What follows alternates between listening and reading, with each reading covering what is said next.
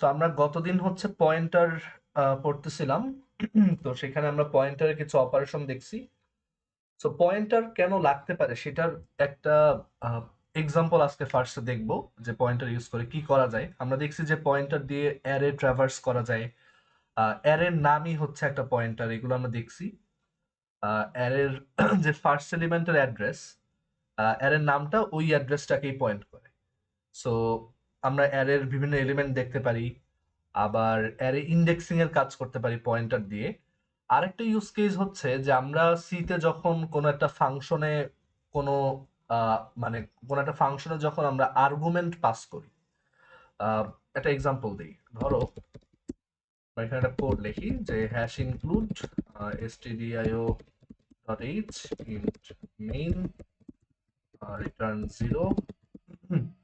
So আমি let's say একটা function লিখলাম যেটা হচ্ছে অ্যাড করে দুটো নাম্বার, যে ইন্ট অ্যাড ইন্ট এ ইন্ট বি আর হচ্ছে রিটার্ন এ প্লাস বি। আচ্ছা, একটা কাজ করি, কোপাইলটটা একটু অফ করার ব্যবস্থা করি, এটা খুব অ্যানোয়িং।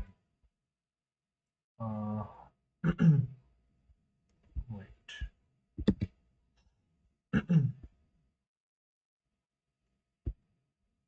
অফ করে এটাকে।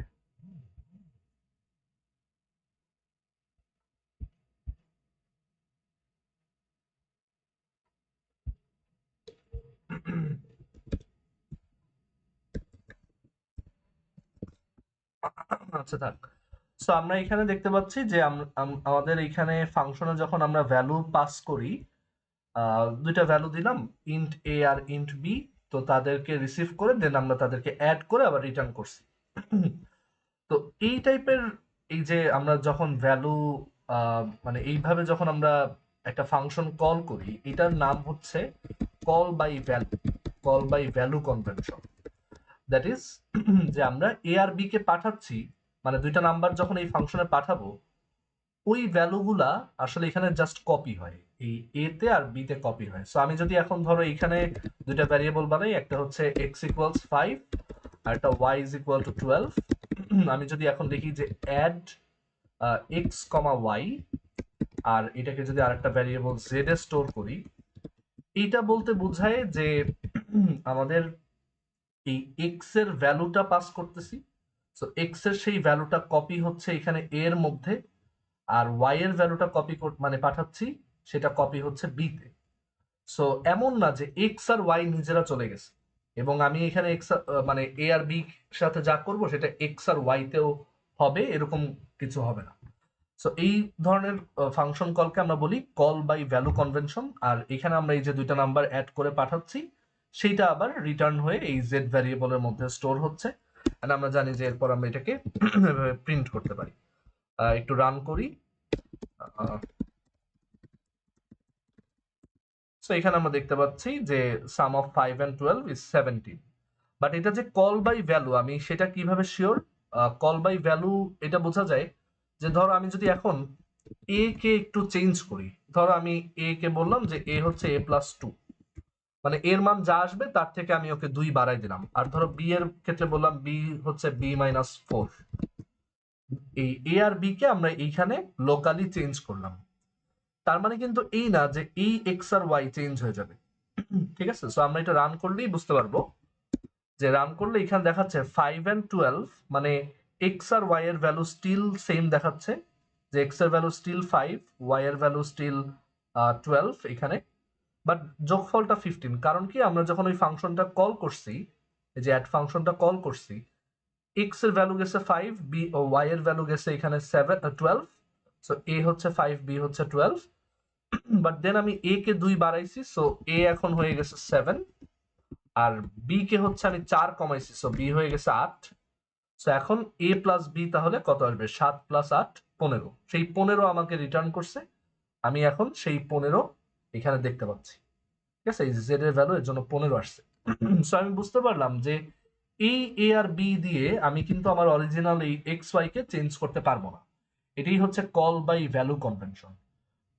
এখন কল বাই ভ্যালু কনভেনশন কিছু ক্ষেত্রে ফেল করতে পারে, যেখানে আমার কল বাই ভ্যালু দিয়ে আসলে হবে না।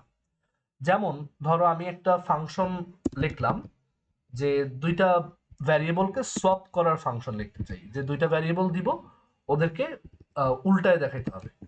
সো আমরা কি করলাম, ধরো এখানে এই ফাংশনটা থাকুক, আমরা হচ্ছে একটা ফাংশন লিখলাম ভয়েড সোয়াপ, যেটা হচ্ছে আমার দুইটা ইন্টিজার নিবে। নেওয়ার পর আমরা জানি সোয়াপিং কিভাবে করতে হয়, যে আমরা একটা টেম্পোরারি ভ্যারিয়েবলে রাখবো, তারপর আমরা এ তে বি এর মান রাখবো, বি তে টেম্পোরারি মানটা রাখবো। ঠিক আছে, এটা হচ্ছে আমাদের সেই সোয়াপিং ফাংশন। এখন আমি যদি এই সোয়াপিং ফাংশনটা এখানে ইউজ করি, আমি কল করলাম সোয়াপ এক্স ওয়াই, তো এইটা কিন্তু আসলে এই এক্স আর ওয়াই কে সোয়াপ করবে না, কারণ আমি যখন এখানে এক্স আর ওয়াই কে পাঠাচ্ছি, এক্স এর ভ্যালু গেছে এখানে 5, ওয়াই এর ভ্যালু এখানে গেছে 12, বাট এইখানে কিন্তু এ আর বি নামে আলাদা ভ্যারিয়েবলের মধ্যে ওরা গেছে। এই এ আর বি কিন্তু এইখানের সেই সেম এক্স আর ওয়াই না, জাস্ট ভ্যালুটা কপি করছি। ঠিক আছে, আমি একটু পর একটা ডায়াগ্রাম এঁকে বোঝাবো, তখন আর একটু ক্লিয়ারলি বুঝবা। সো এরপর আমি কি করলাম, ওদেরকে সোয়াপ করলাম, একটা টেম্পোরারি ভ্যারিয়েবল রাখলাম, তারপর এর মান রাখলাম, তারপর এ তে বি এর মান রাখলাম, বি তে টেম্পোরারি মানটা রাখলাম। সো এতে এ আর বি সোয়াপ হয়েছে, কিন্তু এতে কিন্তু আমার এক্স আর ওয়াই এর পার্মানেন্ট কোনো চেঞ্জ হয় নাই। এই চেঞ্জটা কিন্তু এখানে, সোয়াপিংটা কিন্তু এখানে লোকালি হয়েছে, এটা অ্যাকচুয়ালি এক্স আর ওয়াই কে সোয়াপ করে নাই। আমরা সেটা দেখতে পারি যে এখানে যদি আমি সোয়াপ করার পর এক্স আর ওয়াই কে দেখতে চাই, এক্স আর ওয়াই কে দেখতে চাই, তাহলে এখানে দেখবো যে আগের ভ্যালুটাই দেখাচ্ছে। এখানে দেখতে পাচ্ছি 5 আর 12 দেখা যাচ্ছে, ওয়্যারাজ আমরা চাচ্ছিলাম 12 আর 5 দেখতে। সো এই ক্ষেত্রে আমরা কল বাই ভ্যালু দিয়ে কোনোভাবেই এটা সলভ করতে পারবো না। আমাদের যেটা করতে হবে, যে আমাদের করতে হবে কল বাই রেফারেন্স। সিতে ফাংশন কলের আরেকটা আরেকটা মেথড হচ্ছে call by reference convention.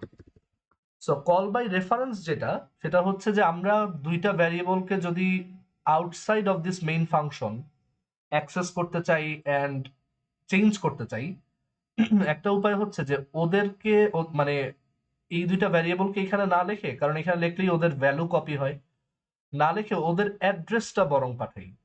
So অ্যাড্রেসটা কপি হয়ে ওখানে গেল, দেন ওই অ্যাড্রেস ধরে আমি ওদেরকে চেঞ্জ করে দেবো, তাহলে হবে কি আমার অরিজিনাল এক্স আর ওয়াই সোয়াপ হবে। সো এখানে আমরা যেটা করব, যে এখানে আমরা সোয়াপ এর মধ্যে এক্স এর অ্যাড্রেস পাঠাবো, সো এই যে n%x, আর ওয়াই এর অ্যাড্রেস পাঠাবো n%y। আর যেহেতু অ্যাড্রেস পাঠাচ্ছি, অ্যাড্রেস স্টোর করার জন্য আমার পয়েন্টার ডাটা টাইপ, সো এইটা হতে হবে এখন একটা পয়েন্টার, এটা হতে হবে এখন একটা পয়েন্টার। এখন কিভাবে তাহলে সোয়াপিং করবো, এগুলো তো অ্যাড্রেস আসছে, ভ্যালুটা আসে নাই। সো আমরা তো জানি ওই অ্যাড্রেসের যে ভ্যালুটা আছে সেটাকে অ্যাক্সেস করার উপায় হচ্ছে এরকম পয়েন্টার ডি রেফারেন্সিং অপারেটর। তো এই এখানে স্টার এ দিয়ে আমরা তাহলে এর অ্যাড্রেসটা, মানে এর যে এতে যে অ্যাড্রেসটা আসছে সেই অ্যাড্রেসের যে ভ্যালুটা আছে সেটাকে একটা টেম্পোরারি ভ্যারিয়েবলে রাখলাম, তারপর বি এর ভ্যালুটা ধরে আমরা এর মধ্যে রাখলাম, ওই এর মেমোরির এ যাকে পয়েন্ট করে সেই মেমোরিতে রাখলাম, সেই ভ্যালুটা রিপ্লেস করলাম এই বি দিয়ে, বি এর ভ্যালু দিয়ে, আর দেন বি এর যে ভ্যালু সেটা ইকুয়াল টু সেট করলাম আমাদের ওই টেম্পোরারি ভ্যালুটা। এখন দেখবো যে আসলে এক্স আর ওয়াই সলভ হয়। তো এখানে দেখা যাচ্ছে যে 12 আর 5। সো এইখানে আমরা সেই কল বাই রেফারেন্স কনভেনশনটা ইউজ করছি, that is instead of the variable we send the address of the variable. So এইটাকেই বলা হয় হচ্ছে call by reference, so that আমি ওই ভ্যারিয়েবলটাকে আউটসাইড অফ দ্য ফাংশন বসেও ম্যানিপুলেট করতে পারি। ঠিক আছে, সবাই কি এটা বুঝতে পারছো? দেখো তো কারো কোশ্চেন আছে কিনা। হুম। না, global variable is not a good choice, মানে গ্লোবাল ভ্যারিয়েবল আসলে ইউজ করা ভালো না। ঠিক আছে, কারণ এটা একটা খুব ফান্ডামেন্টাল ডিজাইন প্রিন্সিপাল প্রোগ্রামিং এ, যে আমরা আসলে গ্লোবাল ভ্যারিয়েবল বেশি ইউজ করবো না। তাহলে কি হবে, আমার ওই গ্লোবাল ভ্যারিয়েবলের নামের সাথে যদি ম্যাচ হয়ে যায় বারবার, ঝামেলা, এবং আমি একই নামের দুইটা ভ্যারিয়েবল দুই জায়গায় ডিক্লেয়ার করতে পারবো না, অনেক ঝামেলা। এর জন্য আমরা গ্লোবাল ভ্যারিয়েবল আসলে ইউজ করি না, এবং গ্লোবাল ভ্যারিয়েবল গুলা মেমোরির একটা স্পেশাল জায়গায় ইয়া হয়, স্টোর হয়। সো ওই স্টোরটাও লিমিটেড, সো আমি আনলিমিটেড গ্লোবাল ভ্যারিয়েবল, মানে অনেক গ্লোবাল ভ্যারিয়েবল নিলে আমার প্রোগ্রাম অনেক স্লো হবে। ঠিক আছে। হুম, কি বলছো? না না, ওইটা মেইন মেমোরিতেই, কিন্তু ওই আলাদা একটা রিজিয়ন আছে যেখানে গ্লোবাল ভ্যারিয়েবল গুলো স্টোর হবে। ঠিক আছে। সো গ্লোবাল ভ্যারিয়েবল আসলে ভালো না, কারণ আমার মনে রাখতে হবে আমার কোথায় কোথায় কোন গ্লোবাল ভ্যারিয়েবল আছে, অনেক মেসি হয়ে যাবে। এটা নট আ গুড প্র্যাকটিস। একটা পারফেক্ট প্রোগ্রামে আসলে গ্লোবাল ভ্যারিয়েবল একদম খুব অল্প থাকে। আচ্ছা, সো এইটা হচ্ছে আমার কল বাই রেফারেন্স কনভেনশন। আমি একটু এটা ড্রয়িং করে দেখাই যে ঘটনাটা আসলে কি ঘটলো। আচ্ছা, সো আমাদের এই দুইটা মানে ধরো আমাদের এই হচ্ছে ফুল র্যাম, ঠিক আছে, এই হচ্ছে আমাদের ফুল র্যাম, হচ্ছে, অ্যান্ড আমাদের দুইটা ফাংশন আছে। তো এই র্যামে যখন আমাদের প্রোগ্রামটা রান হয় তখন আমাদের প্রোগ্রামের যে কোড, সেই কোড থাকে হচ্ছে একদম টপে, ঠিক আছে, কোড থাকে হচ্ছে টপে, মানে সোর্স কোডটা, বাইনারি সোর্স কোডটা, যেটা থেকে একটা একটা করে ইয়া তোমার প্রসেসর হচ্ছে এক্সিকিউট করে। তারপর এর পরে থাকে হচ্ছে স্ট্যাটিক ডাটা। তো কিছু মেমোরি মডেলে আবার স্ট্যাটিক ডাটা উপরে থাকে, কোড নিচে থাকে। এগুলো আসলে এক এক সিপিইউর বা এক মানে এক এক তোমার আর্কিটেকচারে এক এক ধরনের, বাট এগুলো ফিক্স না। বাট এখানে থাকে হচ্ছে স্ট্যাটিক ডাটা, যেমন ধরো গ্লোবাল ভ্যারিয়েবলস এখানে থাকবে। তারপর এরপর হচ্ছে একটা মেইন রিজিয়ন শুরু হয়, সেটা হচ্ছে হিপ, হিপ রিজিয়ন। আর এরপর এদিকে থাকে হচ্ছে একদম একদম নিচে থাকে স্ট্যাক রিজিয়ন, ঠিক আছে, একদম নিচে থাকে হচ্ছে স্ট্যাক রিজিয়ন। সো আমাদের এই কোড যেটা, এটা হচ্ছে একদম মেমোরির 0 নাম্বার অ্যাড্রেস থেকে শুরু হয়। আর স্ট্যাক হচ্ছে একদম লাস্ট অ্যাড্রেস, মানে আমার র্যাম যত বড় বা অ্যাড্রেস স্পেস যত বড়, ভার্চুয়াল অ্যাড্রেস স্পেস, সেখান থেকে উপরের দিকে গ্রো করে। এটা হচ্ছে উপরের দিকে গ্রো করে, আর হিপ হচ্ছে নিচের দিকে গ্রো করে। এখন আমরা ধরো মানে এই যে দুইটা ফাংশন যখন ক্রিয়েট করতেছি, সেই ফাংশনগুলো আসলে এই স্ট্যাকের মধ্যে ক্রিয়েট করছে, ঠিক আছে। তো আমরা এই স্ট্যাক রিজিয়নটাকে যদি আরেকটু এনলার্জ করে দেখাই, স্ট্যাক রিজিয়নে আমরা যত এই যে লোকাল ভ্যারিয়েবল ডিক্লেয়ার করি, যত ফাংশন বানাই, এগুলো সব হচ্ছে এই স্ট্যাক রিজিয়নে। ধরো আমি মেইনের মধ্যে যা যা ভ্যারিয়েবল ডিক্লেয়ার করতেছি সব স্ট্যাক রিজিয়ন আসে। সো আমরা দুইটা ফাংশন যদি লিখি, এই হচ্ছে একটা ফাংশন, ঠিক আছে, এই হচ্ছে একটা ফাংশন, আর ধরো এই হচ্ছে আরেকটা ফাংশন, লেটস সে। এখন এইটা লেটস সে আমার মেইন ফাংশন, এটা হচ্ছে লেটস সে আমার মেইন ফাংশন, আর এইটা হচ্ছে আমার সেই সোয়াপ ফাংশনের রিজিয়ন। এখন আমরা মেইন ফাংশনে দুইটা ভ্যারিয়েবল বানাইছি, আমরা সেই ভ্যারিয়েবল গুলো একটু বক্স করে আঁকি। এইটা হচ্ছে আমার সেই ফার্স্ট ভ্যারিয়েবলটা, লেটস সে এক্স। এইটা হচ্ছে আমার সেই সেকেন্ড ভ্যারিয়েবলটা, লেটস সে ওয়াই। তো এই হচ্ছে এক্স, এই হচ্ছে ওয়াই। তারপর এখানে আমাদের আরো আছে জেড, জেড নাই, সরি, আমরা সোয়াপ করছি। আর এইটা হচ্ছে আমার সেই সোয়াপ ফাংশন। এই সোয়াপ ফাংশনে আমি যদি কল বাই কনভেনশন করি, কল বাই কনভেনশন যদি করি, তখন এই সোয়াপ ফাংশনটা যখন ক্রিয়েট হয় এই স্ট্যাকে, তখন এখানে দুইটা মানে এরকম ভ্যারিয়েবল ক্রিয়েট হয়, একটা হচ্ছে এ আর একটা হচ্ছে বি। এখন এক্স এর মধ্যে আমি 5 রাখলাম, ওয়াই এর মধ্যে রাখলাম 12, আমি চাই ওদেরকে সোয়াপ করতে। আমি যখন এই মেইন থেকে ফাংশন কল করে সোয়াপে যাব, তখন ওই যে আর্গুমেন্টটা যখন পাস করি, মানে প্যারামিটারে যখন আর্গুমেন্টটা পাস করি, 5 চলে আসে কপি হয়ে এ তে, আর এই 12 চলে আসে বি তে। আচ্ছা, আসার পর এরপর আমরা ফাংশনের ভিতরে ঢুকে আমরা আরেকটা তোমার ভ্যারিয়েবল ডিক্লেয়ার করি, হুইচ ইজ টেম্পোরারি। আমার প্রথম লাইনে কি করি, টেম্পোরারিতে এর ভ্যালুটা কপি করি।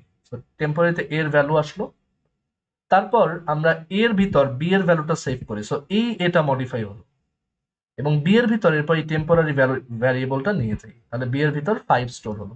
দেখো এই দুইটা কিন্তু সোয়াপ হয়েছে, but that didn't affect X and Y. X আর ওয়াই এর কিন্তু কিছুই হয় নাই, বুঝতে পারছি? এটা হচ্ছে কল বাই ভ্যালু। এখন আমি যদি ইনস্টেড কল বাই রেফারেন্স করি, যদি কল বাই রেফারেন্স করি, তখন কি হবে?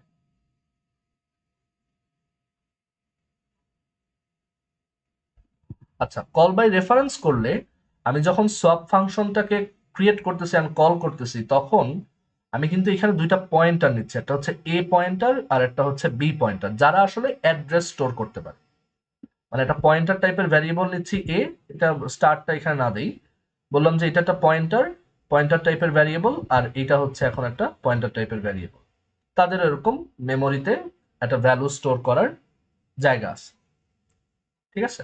এখন আমরা সোয়াপ ফাংশনে যখন, মানে সোয়াপ ফাংশনে যখন এইভাবে কল করছি যে সোয়াপ অ্যান্ড এক্স, মানে address of X and address of Y, এই এক্স আর ওয়াই এর র্যামে কিন্তু একটা অ্যাড্রেস আছে।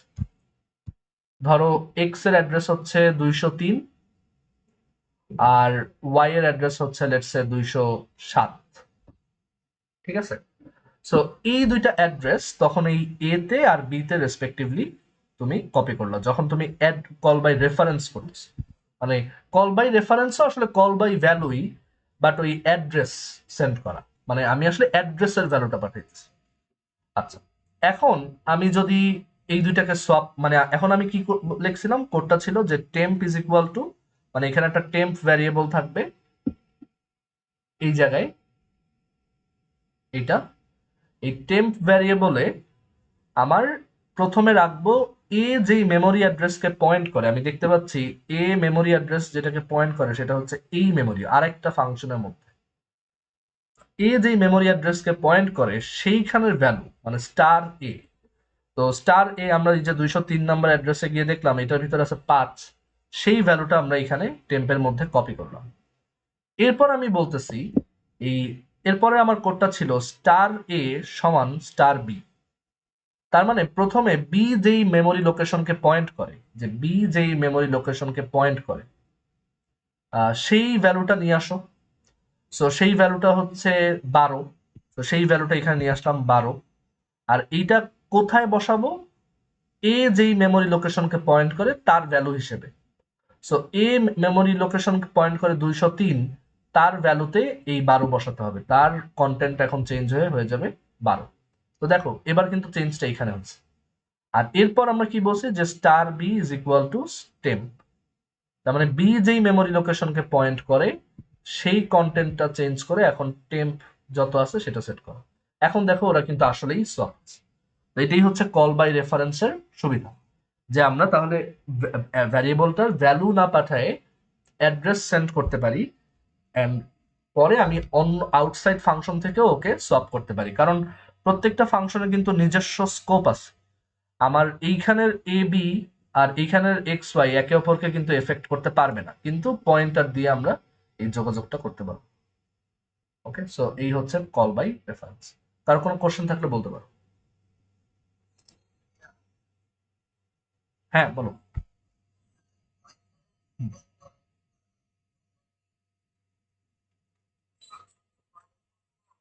হ্যাঁ হ্যাঁ হ্যাঁ হ্যাঁ অবশ্যই। একটা ফাংশন আমরা ওই যে একটু পর স্ট্রিং দেখা শুরু করব, সেখানে আমরা দেখবো যে ফাংশন পয়েন্টার রিটার্ন করতে পারে, ফাংশন পয়েন্টার আর্গুমেন্ট হিসেবে নিতে পারে, এন্ড সো অন, মানে সবই করা যায়। পয়েন্টারকে আমরা just another type of variable data type হিসেবে চিন্তা করতে পারি, যেটা জাস্ট একটা অ্যাড্রেস। ওকে, জাস্ট লাইক ইন্টিজার, ইন্টিজারও তো আসলে নাম্বার, অ্যাড্রেস একটা নাম্বার, বুঝছি। না, পয়েন্টার আসলে কত বাইট হবে এটা ডিপেন্ড করে, এটা ডিপেন্ড করে যে তোমার অ্যাড্রেস স্পেসটা কত বড়। তো এটা সব সময় একই হবে না, এটা ডিপেন্ড করে, এটা ডিপেন্ড করে যে অ্যাড্রেস স্পেসের সাইজ কত, সেইটা, সেইটার সব অ্যাড্রেসকে মানে সব প্রত্যেকটা বাইটকে একটা করে ইউনিক অ্যাড্রেস দিতে কত বিট লাগতে পারে বা কত বাইট লাগতে পারে সেটা হিসাব করা হয়। ধরো তোমার অ্যাড্রেস স্পেস যদি 1024 বাইট হয়, মানে তোমার মেমোরি ওইখানে হচ্ছে 1024টা ডাটা রাখা যায় বা এত বাইট ডাটা রাখা যায়। প্রত্যেকটা ধরো এক একটা বাইট হচ্ছে এক একটা লোকেশন মেমোরির, ধরো এটা 0, এটা 1, এটা 2, তখন তোমার কতগুলা বিট লাগবে। সো তুমি তখন চিন্তা করতে পারো যে তাহলে আমার বিট লাগবে হচ্ছে, মানে 1024 মানে কি 2 to the power 10। সো তোমার ওই অ্যাড্রেসটা বোঝানোর জন্য, মানে ওই তুমি যদি ইসে হিসাব করো, মানে বিটে হিসাব করো, তোমার 10 বিট লাগবে অ্যাড্রেসটা বোঝানোর জন্য। আর তুমি যদি বাইটে হিসাব করো তাহলে 1 বাইট প্লাস 2 বিট এরকম লাগবে। সো এরকম আসলে করে না ইউজুয়ালি, তোমার 4 বাইট মানে ফুল বাইট আকারে থাকে, ঠিক আছে, যে কত বাইট অ্যাড্রেস স্পেস ওভাবে থাকে। সো যেমন আমি আগের দিন যখন পয়েন্টার প্রিন্ট দিয়েছিলাম আমার এটা 6 বাইট আসছিল, রাইট? 6 বাইট আসছিল, হ্যাঁ 6 বাইট আসছিল। 6 বাইট মানে এটা 48 বিট। 48 বিট মানে আমার অ্যাড্রেস স্পেসের সাইজ হচ্ছে 2^48। ওকে, এই মেমোরিতে 0 থেকে শুরু করে 2^48 - 1 পর্যন্ত সব অ্যাড্রেস আছে, বুঝছি? ওকে, আচ্ছা। সো আমরা তাহলে দেখলাম পয়েন্টারের সুবিধা। এখন পয়েন্টার ইউজ করে আমরা কি কি করতে পারি। তো পয়েন্টারের প্রথমেই আমরা যেটা দেখব যে আমরা তো পয়েন্টার ইউজ করে আমরা দেখছি অ্যারে কিভাবে অ্যারে রিলেটেড কাজ করে, আরো সামনে দেখব। আপাতত আমাদের দেখতে হবে যে পয়েন্টার ইউজ করে আমরা কিভাবে মেমোরি অ্যালোকেট করতে পারি। সো মানে পয়েন্টার দিয়েও আমরা একটা চাঙ্ক অফ মেমোরি নিজেরা ডাইনামিক্যালি অ্যালোকেট করতে পারি। ডাইনামিক্যালি কেন বলতেছি, আমি একটু যদি আবার ড্রয়িং এর ওইখানে আসি, যে আমরা যখন কম্পিউটারে কোনো মানে কোডে যখন কোনো ভ্যারিয়েবল ডিক্লেয়ার করি ওটা অটোমেটিক স্ট্যাকে ক্রিয়েট হয়, এবং সেটার সাইজ কত হবে অ্যারের ক্ষেত্রে আমরা সাইজ বলতে পারি, বাট এছাড়া আমাদের কিন্তু খুব একটা কন্ট্রোল নাই যে আমার এত বাইট মেমোরি লাগবে, এটা আমি স্ট্যাক থেকে ওভাবে নিতে পারবো না। এটা অটোমেটিক্যালি অপারেটিং সিস্টেম ম্যানেজ করে। বাট হিপটা হচ্ছে প্রোগ্রামার দিয়ে কন্ট্রোলড মেমোরি, মানে এই হিপের উপর প্রোগ্রামারের কন্ট্রোল আছে। দ্যাট ইজ আমরা হিপ থেকে, হিপ হচ্ছে আরেকটা মেমোরি রিজিয়ন, আমরা চাইলে এই হিপে নিজেদের ইচ্ছা মতো সাইজের মেমোরি ডিক্লেয়ার করতে পারি, এবং সেইটাকেও আমরা পরবর্তীতে অ্যারে হিসেবে হয়তো ইউজ করতে পারবো চাইলে। সো আমরা এখন দেখাবো যে কিভাবে হিপে একটা মেমোরি ক্রিয়েট করতে হয়, এবং হিপটা কিন্তু নিচের দিকে গ্রো করে। সো আমরা কিভাবে হিপে একটা তোমার মেমোরি অ্যালোকেট করতে পারি সেটা দেখাই। আমরা ফার্স্টে দেখি যে ধরো হিপে আমরা সিম্পল একটা ইন্টিজার রাখার মতো একটা জায়গা অ্যালোকেট করে দেখি, একটা সিঙ্গেল ইন্টিজার। সো এখানে আসি। একটা সিঙ্গেল ইন্টিজার রাখার জন্য আহ, এই মেমোরি অ্যালোকেশনের জন্য আমাদের একটা লাইব্রেরি ফাংশন আছে যেটা std_lib নামে একটা হেডার ফাইলে থাকে। তো সেই লাইব্রেরি ফাংশনটা হচ্ছে ম্যালক। এই ম্যালকের মধ্যে আমি যেই নাম্বারটা লিখবো ও আমাকে তত বাইট মেমোরি আমাকে অ্যালোকেট করে দিবে, যদি অ্যালোকেট করা যায়। এখানে একটা কথা আছে যে আমি কি ইচ্ছা মতো অ্যালোকেট করতে পারবো না, অ্যালোকেট করার জন্য আমি রিকোয়েস্ট করতে পারবো। আলটিমেটলি সেটা অপারেটিং সিস্টেম যদি আমাকে গ্র্যান্ট করে তাহলেই আমি ওই পরিমাণ মেমোরি পাবো, ঠিক আছে? সো ম্যালক অনেক সময় ফেলও করতে পারে। তোমার কম্পিউটারে ধরো অনেক প্রসেস রানিং, মেমোরি অনেক, তুমি টাস্ক ম্যানেজারে দেখলাম মেমোরি অনেক হয়ে আছে, ওভার মানে ইউজড হয়ে আছে অনেক, তখন তুমি ম্যালক করেও হয়তো মেমোরি নিতে পারবে না। বাট মানে আলটিমেটলি সবই অপারেটিং সিস্টেম কন্ট্রোল করে বা ম্যানেজ করে। বাট স্ট্যাকেরটা পুরোপুরি ও ম্যানেজ করে, হিপেরটা তোমাকে একটা ফ্রিডম দেওয়া আছে যে তুমি কতটুকু মেমোরি চাও নিজের ইচ্ছা মতো বানিয়ে নিতে পারবা। আচ্ছা, এবং এই আমরা এই ম্যালকের মাধ্যমেই ডাইনামিক অ্যারেও বানাইতে পারবো। আমরা যে নর্মাল অ্যারে দেখছিলাম সেটা দেখছিলাম যে একবার সাইজ দিয়ে দিলে ওটা ফিক্সড থাকে। ম্যালকের মাধ্যমে আমরা কিন্তু চাইলে একটা ভ্যারিয়েবল সাইজের অ্যারে বানাইতে পারবো, যেটা হচ্ছে যখন আমার অ্যারে ভরে যাবে আমি চাইলে আরো বড় অ্যারে বানিয়ে নিতে পারবো এখান থেকে। সো এগুলো আমরা সামনে দেখবো। এখন আসি যে ম্যালক কিভাবে কাজ করে। সো ম্যালকের মধ্যে আমি যেই সাইজটা লিখবো সেটা হচ্ছে কত বাইট, মানে কত বাইট আমি চাই। তো ধরো আমি এখানে একটা ইন্টিজার রাখতে চাই। তো সো একটা ইন্টিজার রাখার জন্য আমরা জানি একটা ইন্টিজার হচ্ছে 4 বাইট। সো এইখানে আমাদেরকে 4 লিখতে হবে। বাট এইটা আসলে গুড প্র্যাকটিস না, কারণ আলাদা আলাদা সিপিইউতে, আলাদা আলাদা অপারেটিং সিস্টেমে, আলাদা আলাদা কম্পাইলার ভার্সনে দেখা যায় যে ইন্টিজারের সাইজ এক এক রকম হয়। সো আমরা কিন্তু কখনোই আসলে ওটা ম্যানুয়ালি লেখা উচিত না। রাদার যেটা লেখা উচিত যে সাইজ অফ ইন্ট। এই সাইজ অফ ইন্ট তোমার সিস্টেমে ইন্টিজারের সাইজ যত সেই বাইটটা রিটার্ন করে। সো আমার কম্পিউটারে এটা হয়তো 4 আসবে। সো 4 আসলে আমাকে ও 4 বাইটের একটা মেমোরি অ্যালোকেট করে দিল। এখন এই মেমোরিটা যে অ্যালোকেট হলো সেটার তো একটা অ্যাড্রেস আছে, না হলে আমি ওকে পাবো কিভাবে? মানে ধরো আমি যদি অ্যাড্রেসটাই না জানি ধরো আমি কাউকে বললাম আমাকে একটা বাসা বানাই দাও, এখন বাসা বানাই দিল বাট আমাকে অ্যাড্রেস বললো না, তাহলে কি লাভ হলো? আমি কি ওই বাসায় যেতে পারবো না? তো একইভাবে আমি একটা মেমোরি চাইলাম, সেইটা এই ম্যালক ফাংশনটা যেটা করে, মেমোরিটা অ্যালোকেট করা যদি সাকসেসফুল হয়, ও আমাকে ওই মেমোরির অ্যাড্রেসটা মানে রিটার্ন করবে। ঠিক আছে? সো সেই অ্যাড্রেসটা ধরার জন্য আমি একটা পয়েন্টার ডিক্লেয়ার করলাম, মানে সেই অ্যাড্রেসটাকে স্টোর করার জন্য ইন্টিজার পয়েন্টার, কারণ এটা একটা ইন্টিজারের সমান জায়গা আমি অ্যালোকেট করছি। ডায়াগ্রাম একটু পর দেখাবো। এখন আমি চাইলে এইখানে ভ্যালু রাখতে পারি। আচ্ছা, একটা জিনিস বলি, যদি ম্যালক ফেল করে তখন ও নাল রিটার্ন করে, মানে জিরো রিটার্ন করে, মানে তখন এই পয়েন্টারটা হয়ে যাবে জিরো বা নাল। সিতে নাল, জিরো এগুলো সব সেম। ঠিক আছে? মানে তুমি নাল লিখতে পারো অথবা জিরো লিখতে পারো, এগুলো সবই সেম। তো এখন এই যে পয়েন্টারটা ডিক্লেয়ার মানে সরি মেমোরিটা অ্যালোকেট করলাম, মেমোরিটা অ্যালোকেট করার পর লেটস সে আমি ওইটার ভিতর কোনো একটা ভ্যালু রাখতে চাই। সো তাহলে লিখতে হবে স্টার পি, মানে ওই মেমোরি লোকেশনে রাখো। ধরো আমরা কোনো একটা ভ্যালু রাখতে চাই, লেটস সে 124। এবার আমি ওই ভ্যালুটাকে চাইলে আবার দেখতেও পারবো, যে ভ্যালু অফ এটা,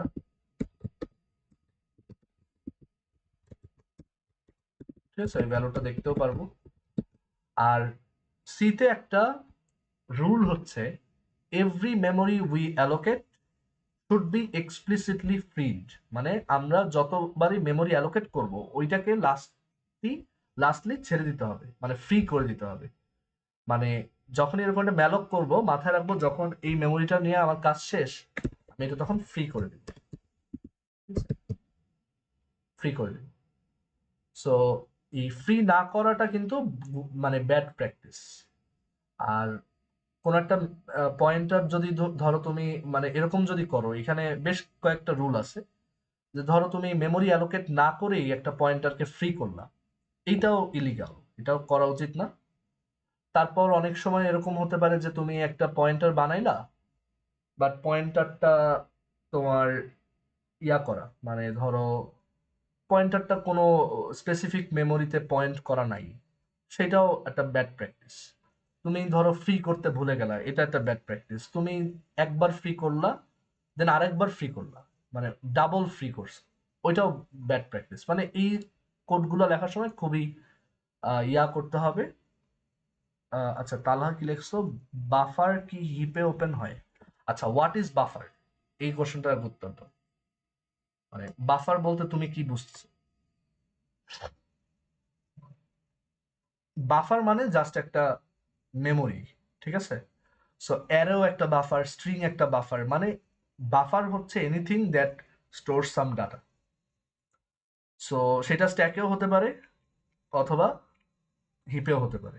আমি যদি স্ট্যাকে একটা অ্যারে বানাই, ওটা স্ট্যাকের বাফার। আমি যদি হিপে একটা অ্যারে ইয়া করি, মানে এরকম মেমোরি অ্যালোকেশন দিয়ে ম্যালক দিয়ে করি, তখন সেটা হচ্ছে হিপের বাফার। ফাইলও একটা বাফার, বাট ফাইল ওইটা পুরো আলাদা জায়গায়, মানে ফাইল হচ্ছে ডিস্কে, স্টোরেজে। আর এই হিপ আর স্ট্যাক হচ্ছে আমার মেমোরিতে, র্যামে। বুঝতে পারছি? ফাইলটা কিন্তু ইসে থাকে, ডিস্কে থাকে। আমরা প্রত্যেকবার যখন ফাইল থেকে কিছু পড়ি, ফাইল থেকে প্রথমে মেমোরিতে আসে, তারপর আমরা ওইটা রিড করি। ঠিক আছে? বুঝতে পারছি?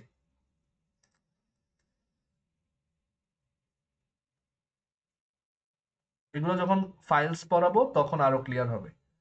আচ্ছা, সো অবশ্যই আমরা বিগিনার হিসেবে মাথায় রাখবো যে অবশ্যই একটা পয়েন্টারকে, মানে একটা মেমোরি যখন অ্যালোকেট করব, make sure to free the pointer in the end. আচ্ছা, এখন এখানে আমরা যদি এটা রান করি, আমরা দেখবো যে ওই 124টা দেখা যাচ্ছে, বাট এই ভ্যালুটা কিন্তু স্ট্যাকে নাই। যদি একটু ডায়াগ্রামে দেখাই, এটা কিন্তু আমার এই জায়গায় ক্রিয়েট হচ্ছে। আমি যদি স্ট্যাকে একটা ভ্যারিয়েবল বানাই ইন্ট এক্স, সেটা হচ্ছে এভাবে লিখবো, বাট আমি যদি হিপে বানাই ওই ম্যালক দিয়ে, তখন কিন্তু সেটা এইখানে স্টোর হবে। ঠিক আছে? এখন হিপে কেন অ্যালোকেট করব? মানে একটা সুবিধা তো অবশ্যই আছে। কেউ কি গেস করতে পারো যে স্ট্যাকে আমি অ্যালোকেট না করে হিপে অ্যালোকেট করলে সুবিধা কি? হ্যাঁ, এইটা একটা সুবিধা, সাইজ দিতে পারবো। আর একটা সুবিধা আছে,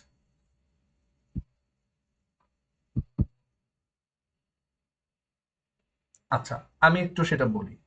স্ট্যাকে আমরা যখন ধরো কোনো একটা ফাংশনের মধ্যে, এই যে ধরো সোয়াপ ফাংশনটা, এটার মধ্যে এই যে কিছু ভ্যারিয়েবল ক্রিয়েট করছিলাম, এগুলো সবই শর্ট লিভড না? মানে এই ফাংশনটা যখন রিটার্ন করে ফেলবে, এই পুরা সব মেমোরি গুলা কি হয়ে যাবে, ইরেজ হয়ে যাবে না? বা ইয়া হয়ে যাবে না, মানে আনইউজড হয়ে যাবে না, বা ইরেজড হয়ে যাবে না? এটা কি বুঝতেছো? যে এই মেমোরি গুলা আর থাকলো না, ডেস্ট্রয় হয়ে গেল। মানে ডেস্ট্রয় মানে রিইউজেবল হয়ে গেল, মানে অন্য কেউ এখন আবার এই মেমোরিটা ইউজ করতে পারে। আবার এই যে মেইন ফাংশন, তার মধ্যেও যা কিছু আছে এগুলো কিন্তু মেইন ফাংশন যখন রিটার্ন করে এটা চলে যায়। ঠিক আছে? এখন মেইন ফাংশন আমার মেইন মানে প্রোগ্রামের এন্ট্রি পয়েন্ট, এটা ট্রু। বাট হিপে যেগুলা করি এইগুলা কিন্তু লং লিভড, মানে এগুলা কিন্তু শর্ট লিভড না। লং লিভড মানে আমার কোনো একটা ফাংশন যদি উঠেও যায়, বাট ওই ফাংশন যদি এইখানে ধরো সোয়াপ ফাংশন যদি এখানে কোনো একটা ম্যালক করে, ঠিক আছে, সোয়াপ ফাংশন যদি এখানে কোনো একটা ম্যালক করে, সেই ম্যালকটা কিন্তু এইখানে কোনো একটা মেমোরি ক্রিয়েট করবে। এখন সোয়াপ ফাংশন যদি ডিস্ট্রয় হয়েও যায়, এইটা কিন্তু থেকে যাবে, এন্ড এটা কিন্তু পরবর্তীতে আমরা ইউজ করতে পারবো। এটা একটা এক্সাম্পল দেখাবো, কারণ এটা আসলে না দেখলে বুঝবো না যে কেন হিপে মেমোরি অ্যালোকেট করা জরুরি হতে পারে। সো আমরা একটু কোডে আসি। ধরো আমি লেটস সে এরকম একটা কাজ করি। লেটস সে একটা ফাংশন বানাই, ইন্টিজার রিটার্ন করে। ফাংশনটা হচ্ছে এফ।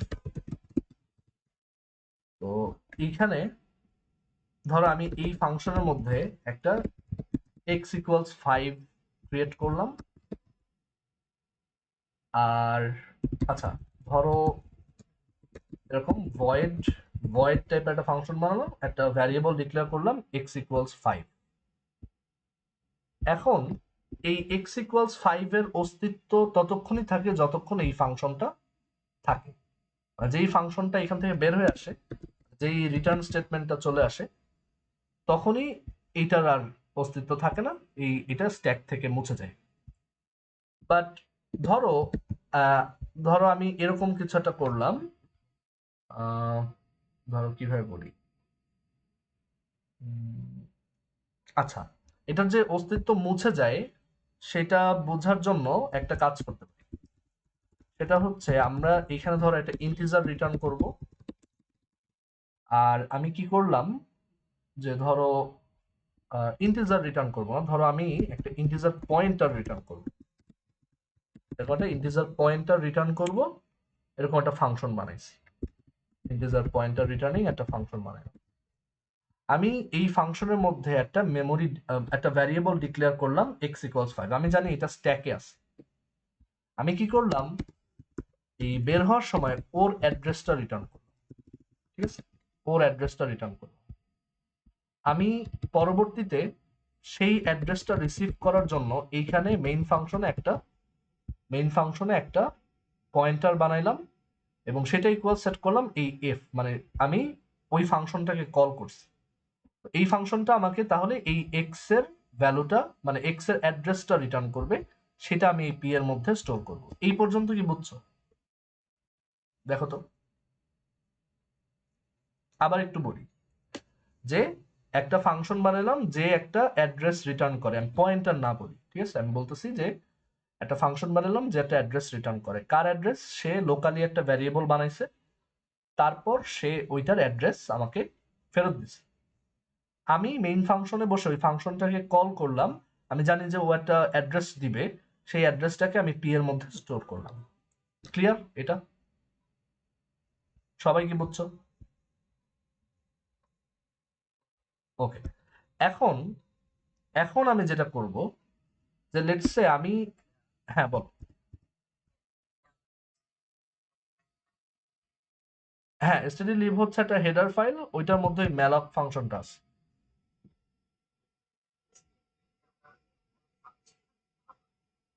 ও এসটিডি লিব, ওইটা তো আসলে একটু কমপ্লিকেটেড, এটা এসটিডি লিবে গিয়ে দেখতে হবে। এই STD lib dot H A গিয়ে তুমি এখানে দেখতে পারবা যে এখানে কি কি ফাংশনের নাম লেখা আছে। অনেক ফাংশন আছে, যেমন নিচে যেই এই যে এসটিআর টল, এসটিআর টুল, তারপর হচ্ছে এরকম বিভিন্ন ফাংশনের ডেফিনেশন গুলো এখানে লেখা আছে। ডেফিনেশন না, ওদের সিগনেচার গুলো লেখা আছে, যেই ফাংশন গুলো এখানে আছে। এখানে আমি ম্যালক সার্চ দিলে ম্যালকও পাবো। দেখো stdlib এর মধ্যে একটা ফাংশন আছে ম্যালক, আর একটা আছে ক্যালক। ক্যালক আর ম্যালক সেম। রিয়ালক হচ্ছে রিঅ্যালোকেট করে, ফ্রি, অ্যাবর্ট, এক্সিট, র্যান্ড, এসর্যান্ড, এই ফাংশন গুলো হচ্ছে stdlib এর মধ্যে আছে। তারপর এই যে অ্যাবসোলুট ভ্যালু, তারপর হচ্ছে লং অ্যাবসোলুট ভ্যালু, তারপর আইটোয়া, তারপর অ্যাটোই, এই ফাংশন গুলো আছে। ঠিক আছে, বাট এগুলো কেউই মুখস্থ রাখে না। Okay? কখনো ওরকম দেখতে হলে তুমি কন্ট্রোল বাটনটা চাপ দিয়ে, কিবোর্ডের কন্ট্রোল কিটা চাপ দিয়ে এটাতে একটা ক্লিক করবা, তাহলে ওই ডট এইচ ফাইলটা ওপেন হবে। বুঝছি? ওকে। সো এখন আমি যেটা করব, ধরো, আচ্ছা এখন তোমরা বলো তো যে আমি যদি প্রিন্টএফ এই পার্সেন্ট ডি দিয়ে স্টার পি প্রিন্ট দিই, তাহলে কি দেখা উচিত? আমাদের এক্সপেকটেশন কি কি দেখতে পাবো? এক্স এর ভ্যালু, তাই না? আমাদের মনে হচ্ছে এক্স এর ভ্যালু দেখতে পাবো, বাট একটু রান দিয়ে দেখি তো। দেখো এইখানে আমার প্রোগ্রামটা হ্যাং করছে, এই যে কিন্তু হ্যাং অবস্থায় আছে, একটা আনডিফাইন্ড অবস্থায় পড়ে গেছে। প্রোগ্রামটা কিছুক্ষণ এই হ্যাং করে থেকে দেন কুইট করছে অটোমেটিক। এই যে দেখছো ও কিন্তু এটা অ্যাক্সেস করতে পারতেছে না। আচ্ছা তাহলে হোয়াট ওয়েন্ট রং, মানে কি ঝামেলা হলো এটা দেখি। সো আমরা একটু ড্রয়িং এ আসি, তাহলে বুঝতে পারবো।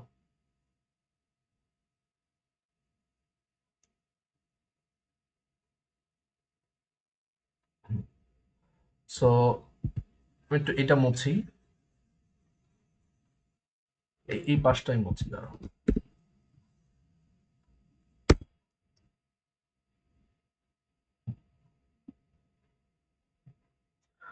সো আমরা স্ট্যাকে হচ্ছে একটা ফাংশন বানাইছি। ফাংশনটা ফাংশন বানাইছি, ফাংশনটার নাম হচ্ছে এফ। এইটা একটা রিটার্ন করে, পয়েন্টার রিটার্ন করে। আমরা এখানে একটা ভ্যারিয়েবল বানাইছি এক্স, এক্স নামে একটা মেমোরি এটার মধ্যে ছিল, 5 ছিল এটার মধ্যে। আমি এটার যে অ্যাড্রেস, এটার অ্যাড্রেস হচ্ছে লেটস সে 215। আমি এই অ্যাড্রেসটাকে রিটার্ন করছি, তাহলে 215 রিটার্ন হয়েছে। আমার মেইন ফাংশন লেটস সে এখানে, এই হচ্ছে আমার মেইন ফাংশন। মেইন ফাংশনে বসে আমি একটা পয়েন্টার বানাইছি ফার্স্টে, পি, এবং এইটা ইজ ইকুয়াল টু লিখছি, মানে পয়েন্টারটা সমান লিখছি যে এফ, এফ এর রিটার্ন ভ্যালু। তো এফ থেকে রিটার্ন হয়েছে কত? 215, তার মানে পি এর মধ্যে 215 স্টোর হয়েছে, রাইট? এবার আমি যখন এই পি এর যে কন্টেন্ট, মানে স্টার পি, এটা যখন প্রিন্ট দিলাম, কেন 5 দেখতে পেলাম না? তোমাদের কি মনে হয়, কি ঝামেলা হলো?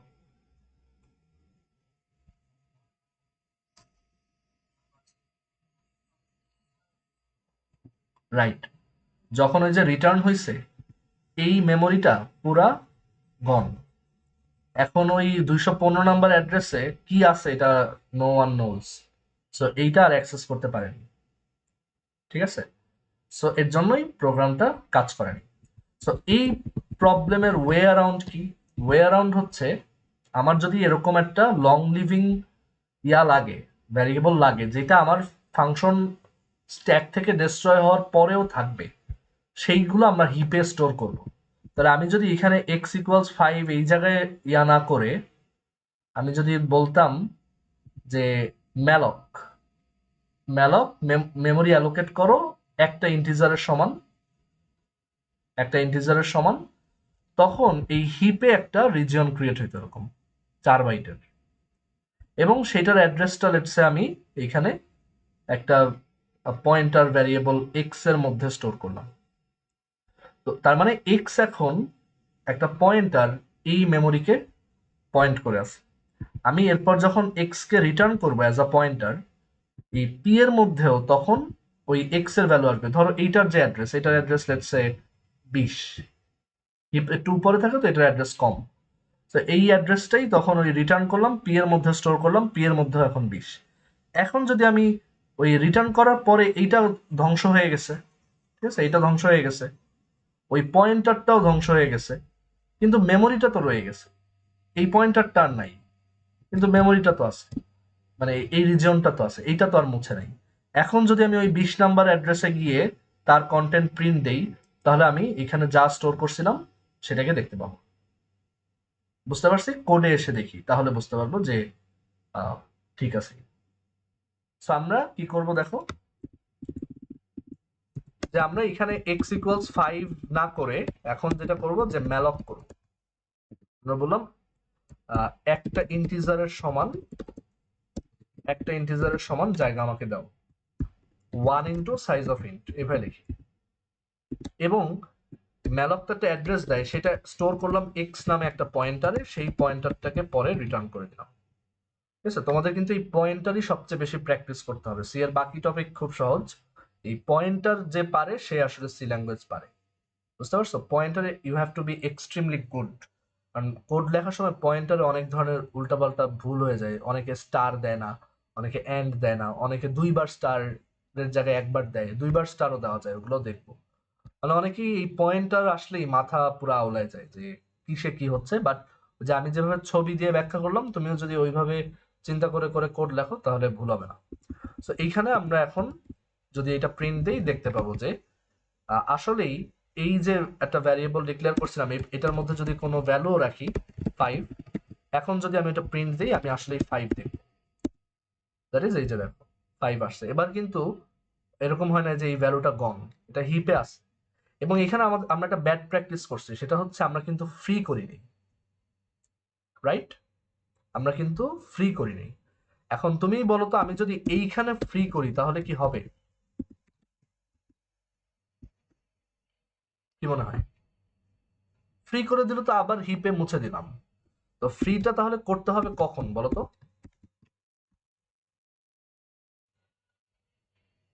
আমাদের কখন ফ্রি করা উচিত? চ্যাটে দেখি কি লেখছে। ফ্রিটা কখন করা উচিত সেটা হচ্ছে মেইনের কাজ শেষে। আচ্ছা একটু দাঁড়া, আমার কল আসছে।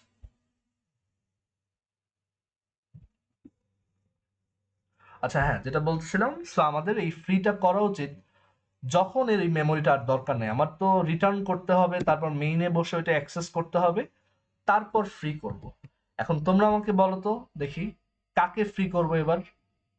মানে আমাদের ফ্রি করতে হবে এইখানে, তো কাকে ফ্রি করবো? এই যে ভিএস কোডে কোপাইলটের সমস্যা আগেই সলিউশন বলে দেয়। তোমরা বলতো কাকে ফ্রি করব? এক্স তো আর নাই, এক্স পয়েন্টারটা তো ডেস্ট্রয়েড, বাট ওই মেমোরিটা তো আছে, এবং that memory is being pointed by P now. So আমার কিন্তু পি কে ফ্রি করতে হবে। মানে আমি যদি ফ্রি পি লিখি, ওই পি যাকে পয়েন্ট করতেছে সেই অ্যালোকেটেড মেমোরিটা ফ্রি হবে। ওকে, সো এখন আমি যদি রান করি, এটা একটা গুড কোড। ফ্রি হওয়ার পরে কিন্তু আবার কখনো ওই ভ্যালুটাকে অ্যাক্সেস করতে যাও না। এটাকে বলে ড্যাংলিং পয়েন্টার, মানে যেটা অলরেডি ফ্রি হয়ে গেছে তাকে তুমি ইউজ করতেছো। এই যে দেখো, ফ্রি হওয়ার পর গার্বেজ চলে আসছে এখানে। ওকে, সো অবশ্যই মাথায় রাখবো, একটা মেমোরি ফ্রি হওয়ার পর তাকে ইউজ না করা, অবশ্যই মেমোরি অ্যালোকেট করলে তাকে ফ্রি করা, অবশ্যই দুইবার ফ্রি না করা। এই জিনিসগুলো আমাদের মাথায় রাখতে হবে। আবার নাল পয়েন্টারকে কখনো ফ্রি না করা। অনেকে এরকম লেখে যে একটা পয়েন্টার বানাইছে সেটা হচ্ছে নাল, সিতে এরকম একটা রিজার্ভড ওয়ার্ড আছে নাল। তো নাল মানে জিরো, তুমি এটা নালও লিখতে পারো, জিরো লিখতে পারো। অনেকে লেখে ফ্রি কিউ। ঠিক আছে, এটা করা উচিত না। এটা করলে কোনো ঝামেলা নাই, বাট এটা ব্যাড প্র্যাকটিস। এখানে লিখছে this is safe, Q is null, but করা উচিত না। মানে হুদাই কখনো ফ্রি করতে যাবো না, বা হুদাই দুইবার ফ্রি করতে যাবো না। ঠিক আছে, আচ্ছা সবাই কি বুঝছো? হুম, ট্রাই করে দেখি।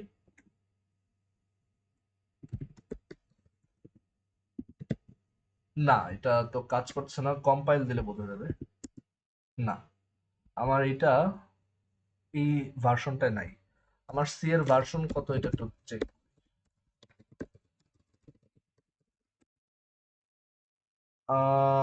জিসিসি ভার্সন হচ্ছে 6.3.0। আর সি এর ভার্সন কিভাবে চেক করে এটা তো জানা নাই, এটা দেখতে হবে। হ্যাঁ, আচ্ছা দাঁড়াও চেক করি।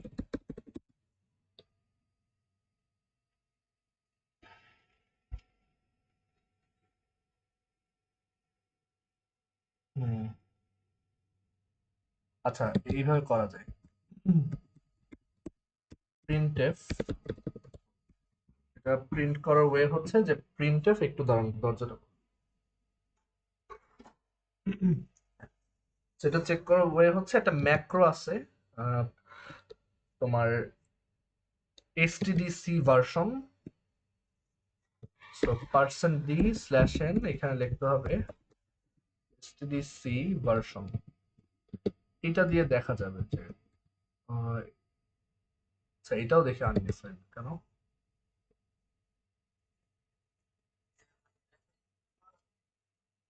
না, এটা stdio.h এই থাকে।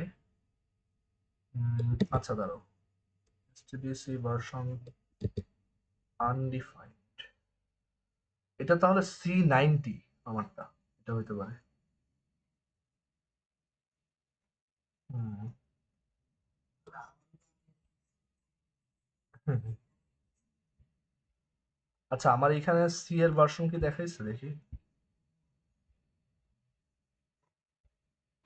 এটা তো জিসিসির ভার্সন বুঝছো, কিন্তু আমার এসটিডিসি ভার্সন দিয়ে তো ইয়া দেখা যায়, এটা কেন আসতেছে না।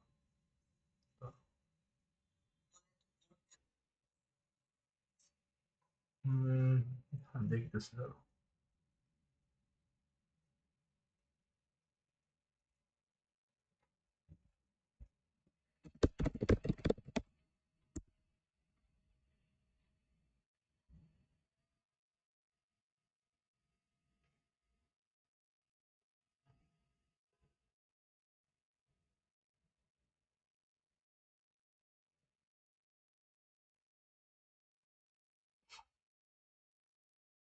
আমারটা C90 প্রবাবলি, যেটা বুঝলাম। যাই হোক, পুরানো ভার্সন বা C99ও হইতে পারে।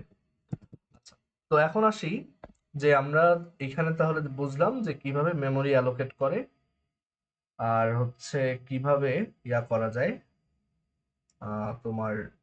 আচ্ছা এখানে দাঁড়াও, কোন কিছু এটা নাম দিয়ে দেখে।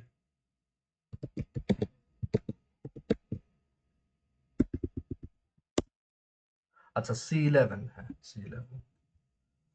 আচ্ছা, সো এখন একটু দেখি যে কিভাবে আমরা পয়েন্ট এই মেমোরি অ্যালোকেশন দিয়ে আরো কিছু ইন্টারেস্টিং কাজ করতে পারি। সো এই মেমোরি অ্যালোকেশন দিয়ে আমরা একটা কাজ যেটা করতে পারি সেটা হচ্ছে আমরা একটা ফাংশন থেকে অ্যারে রিটার্ন করতে পারি। মানে যে দেখছি, আমি যদি ম্যালক ইউজ করে একটা ভ্যালু বানাই সেটা হিপে থেকে যায়। সো আমি যদি হিপে একটা অ্যারে বানাই, তারপর যদি আমার এইটা ডেস্ট্রয়ও হয়ে যায়, আমি পরবর্তীতে আবারও ওইটা ইউজ করতে পারবো। অনেক বিগিনারই এরকম একটা কোড লেখে দেখে যে কাজ করে না। ধরো লেখলো যে একটা ফাংশন, সেটা হচ্ছে লেটস সে গেট নাম্বারস নামে একটা ফাংশন, যেটা একটা অ্যারে ডিক্লেয়ার করে প্রথমে, ইন্ট অ্যারে, এবং এটার মধ্যে কিছু ধরো 5টা নাম্বার আছে, এবং পরবর্তীতে লেখে রিটার্ন অ্যারে। এবং অ্যারে রিটার্ন করব কিভাবে, অ্যারে রিটার্ন করার জন্য আমাদের মাথায় আসে যে এখানে আমরা এইভাবে লিখি, ইন্ট এরকম লিখি, আমাদের মাথায় আসতে পারে যে এইভাবে লিখি। বাট এই সিনট্যাক্সটা কিন্তু অ্যালাউড না, যে অ্যারে রিটার্ন করার জন্য তুমি হচ্ছে এইভাবে লিখবা, এটা করা যায়। এখন তাহলে অ্যারে কিভাবে রিটার্ন করব? তো যারা একটু একটু পয়েন্টার শিখছে তারা ভাবে আচ্ছা অ্যারে তো একটা পয়েন্টার, মানে অ্যারের নাম। সো আমি যে এখান থেকে অ্যারের নাম রিটার্ন করতেছি, তাহলে আমি একটা পয়েন্টার হিসেবে এটাকে রিটার্ন করি। ঠিক আছে, এটা কোনো ইরর দিবে না, বাট এটা কাজ করবে না। কেন দেখো, ধরো আমি এখন একটা পয়েন্টার বানাইলাম যেটা হচ্ছে এই গেট নাম্বার ফাংশনটা যা রিটার্ন করে সেটাকে নেয়। আমি এবার ওই অ্যারের সব এলিমেন্ট গুলো এরপর প্রিন্ট করলাম, দেখি তো কি আসে। দেখো কিছু আসে না, আমার প্রোগ্রাম হ্যাং করছে এবং একটু পর কুইট করবে। ঠিক আছে, কিছুই আসে নাই। কেন? উত্তর দিতে পারবা যে কেন এটা কাজ করলো না? মানে আমার তো কোড সব ঠিক আছে, মানে মনে হচ্ছে যে সবই তো ঠিক মতো করছি, যে একটা অ্যারে বানাইছি, অ্যারেটা রিটার্ন করছি, অ্যারে মানেই তো অ্যারের নাম মানেই তো পয়েন্টার, সেই পয়েন্টারটা রিটার্ন করছি রিটার্ন টাইপ ইন্টিজার পয়েন্টার দিয়ে, সেই পয়েন্টারটা আবার এখানে রিসিভ করছি করে দেন ওই যে গতকালকে যেভাবে দেখছিলাম গত ক্লাসে, যে অ্যারে দিয়ে এরকম অ্যারে মানে পয়েন্টার দিয়ে অ্যারে ইন্ডেক্সিং করা, সেই কাজটা করছি। সো কাজ তো করলো না। আবার অনেকে ভাবতে পারে না এইভাবে করবো না, পয়েন্টার দিয়ে যেভাবে করে দেখছিলাম ওইটা করি, যে স্টার পি প্লাস আই এইভাবে করি, তাও দেখা যাচ্ছে কাজ করতেছে না। কেন কাজ করতেছে না? এটা খুব কমন মিস্টেক, অনেকেই এই ভুলটা করে। তোমরা কেউ উত্তর দিতে পারবা যে কেন কাজ করতেছে না এখানে? হ্যাঁ, এই যে অ্যারেটা বানাইছে এটা তো স্ট্যাকে ক্রিয়েট হয়েছে, তুমি ওর অ্যাড্রেস দিছো, বাট ও তো অ্যারেটা তো আর নাই মেমোরিতে। সো আমার ওই অ্যাড্রেসটা আসছে, কিন্তু ওই অ্যাড্রেসে গিয়ে আমি আর কিছু পাবো না, বা গার্বেজ পাবো। ঠিক আছে, মুছে গেছে। সো অবশ্যই অ্যারেটা কোথায় ক্রিয়েট করা দরকার? হিপে। সো হিপে কিভাবে ক্রিয়েট করব? হিপে ক্রিয়েট করার জন্য আমরা malloc ইউজ করব। সো malloc, আমরা 5টা এলিমেন্ট রাখতে চাই, সো লিখবো 5 ইনটু সাইজ অফ ইন্ট, তাহলে 5 4 20 বাইট অ্যালোকেট হবে। এটা একটা অ্যাড্রেস দিবে, সেই অ্যাড্রেসটাকে আমি একটা পয়েন্টারে স্টোর করব এবং সেই পয়েন্টারটা পাঠিয়ে দিলাম। তাহলে দেখো এইটাই কিন্তু এখন একটা অ্যারে, এটাই একটা অ্যারে, একদম র অ্যারে এবং হিপ অ্যারে। ঠিক আছে, এটা একটা হিপ অ্যারে। আমরা 5 বাইটের একটা জায়গা নিলাম, সেটার স্টার্টিং অ্যাড্রেসটা আমার এই পয়েন্টারে আসলো, সেই অ্যাড্রেসটা আমি রিটার্ন করলাম, আর তারপর সেই অ্যাড্রেসটা এখানে পাইলাম। এতে করে আমার এই পয়েন্টারটা ডিলিট হয়ে গেছে, বাট ওই মেমোরিটা তো হিপে অ্যালোকেট করছিলাম সেটা আছে।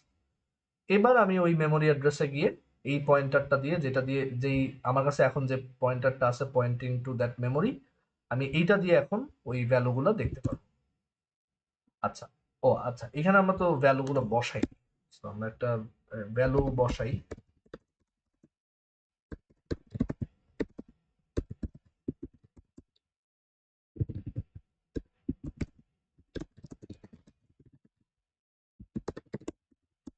ঠিক আছে, এখন এই যে আমরা একটা অ্যারে রিটার্ন করতে পারলাম, দেখছো? সো এইভাবে আমরা একটা ফাংশন থেকে অ্যারে রিটার্ন করতে পারি। আর অবশ্যই অ্যারেটা ইউজ করে I should free the allocated memory. এখন ঠিক আছে, ওকে? সবাই কি বুঝতে পারছো? না না না, না না, ওইগুলো তখন সব রিমুভ হয়ে যায়। তো এর জন্য ফ্রিটা না করলে কোনো ক্ষতি নেই, মানে অপারেটিং সিস্টেম আলটিমেটলি সবই রিমুভ করে দিবে, বাট ফ্রি করা উচিত নিজের জন্যই। আহ, এটার দুইটা রিজন আছে আমি বলতেছি। তোমার অন্য কোনো কোশ্চেন থাকলে বলো। আচ্ছা, সো ফ্রি করার দুইটা রিজন অ্যাজ আ প্রোগ্রামার, সেটা হচ্ছে যে প্রোগ্রামার কিন্তু অপারেটিং সিস্টেমও বানায়।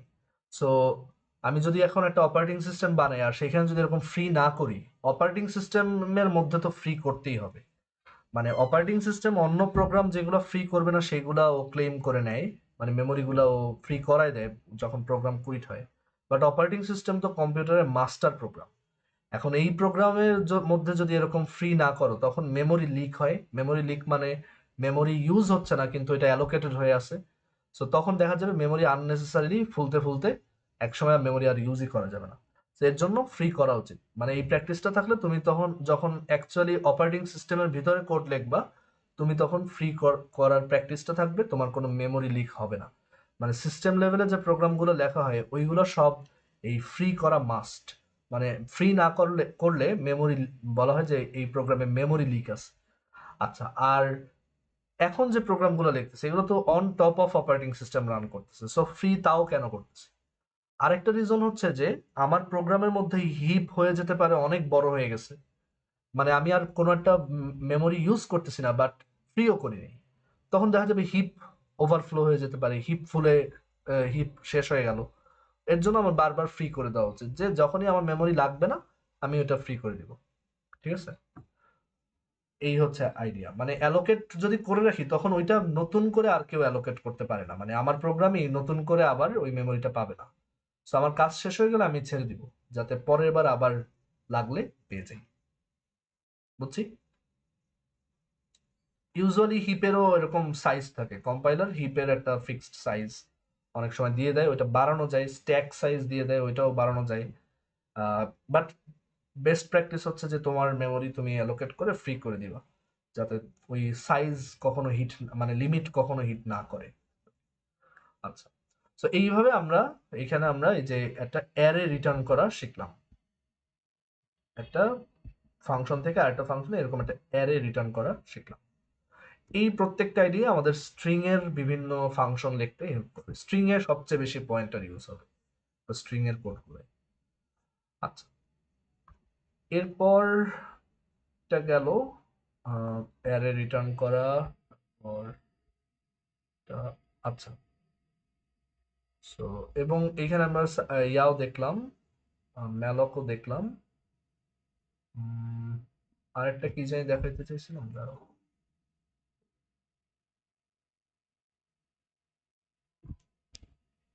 একটু wait।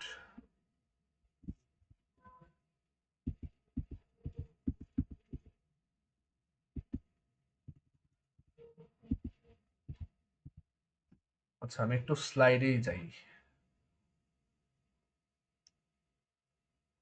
তো এই পয়েন্টারের স্লাইডটা এখানে হচ্ছে এই কথাগুলো আছে যে আমাদের হিপ বলতে একটা জিনিস আছে, এবং আহ, এইখানে ওই যে একটা ডায়াগ্রাম দেওয়া, code, static data, heap, stack, এখানে উল্টা করে আঁকছে, এখানে কোডটা আঁকছে নিচে, 00 অ্যাড্রেসটা নিচে দিছে, আর উপরে দিছে স্ট্যাক। বাট আমার কাছে এটা খুব কনফিউজিং লাগে, আমি এর জন্য সবসময় উল্টা করে আঁকি, 00 কে উপরে দিই আর ম্যাক্স অ্যাড্রেসটা নিচে দিই। এটাকে বলে অ্যাড্রেস স্পেস, মানে র্যামে যেটা থাকে। আর এরপর আমাদের এই যে ম্যালক ফ্রি এর কথা বলা আছে। আর যদি এই যে এগুলা ঠিক মতো না করি তখন একটা খুব কমন ইরর, যেটা সব সি প্রোগ্রামারেরই খুব অপছন্দ, সেটা হচ্ছে সেগমেন্টেশন ফল্ট, সেগ ফল্ট খাওয়া। এই বেশিরভাগ ক্ষেত্রেই দেখা যায় যে একটা বড় সড়ো কোড লিখলাম পয়েন্টার টয়েন্টার দিয়ে, বাট লাস্টে একটা সেগ ফল্ট খেয়ে বসলো। সো এটা খুব কেয়ারফুলি করতে হয়। আমাদের চারটা মেইন, এই মেমোরি অ্যালোকেশনের চারটা মেইন ফাংশন হচ্ছে ম্যালক, ফ্রি, ক্যালক আর হচ্ছে রিয়ালক। রিয়ালকটা দেখবো। আর ফ্রি হচ্ছে যে ওই ম্যালক যতটুকু অ্যালোকেট করে দেয় ঠিক ততটুকু চাঙ্ক অফ মেমোরি ও আবার রিলিজ করে দেয়। তো এই যে calloc is just a variant of malloc. Malloc is analogous to new in C plus plus and Java. তো সি প্লাস প্লাস আর জাভাতে ম্যালক ফাংশনটা না নাই, মানে সি প্লাস প্লাস আছে, কারণ সি প্লাস প্লাসের মধ্যে তো সিও included subset. But C plus plus হচ্ছে নিউ নামে একটা কিওয়ার্ড আছে, আর জাভাতেও, যেগুলো এই ম্যালকের কাজটাই করে। মানে ইনফ্যাক্ট জাভাতে সবই আসলে ডাইনামিক্যালি মেমোরি অ্যালোকেট করা। জাভাতে বেশিরভাগ জিনিসই আমরা যা ক্রিয়েট করি ওগুলো সব হচ্ছে হিপে ক্রিয়েট হয়, এবং জাভা পুরাটাই, অলমোস্ট পুরাটাই হচ্ছে কল বাই রেফারেন্স। আর সি প্লাস প্লাসে আমি কল বাই রেফারেন্স করতে পারি, কল বাই ভ্যালু করতে পারি, হিপে রাখতে পারি, স্ট্যাকে রাখতে পারি ইচ্ছা। বাট জাভাতে কিছু কিছু ক্ষেত্রে আমার ওই স্ট্যাকে রাখার সুযোগই নেই, ওইগুলো অটোমেটিক্যালি আমার ইসে ক্রিয়েট হবে, হিপে ক্রিয়েট হবে। ঠিক আছে, আমি যদি সি প্লাস প্লাসে একটু দেখাই, এটা কোডে আসি। ধরো আমি সেম ধরনের একটা কোড সি প্লাস প্লাসে লিখতে চাই। ধরো ডাম্প ডট সিপি।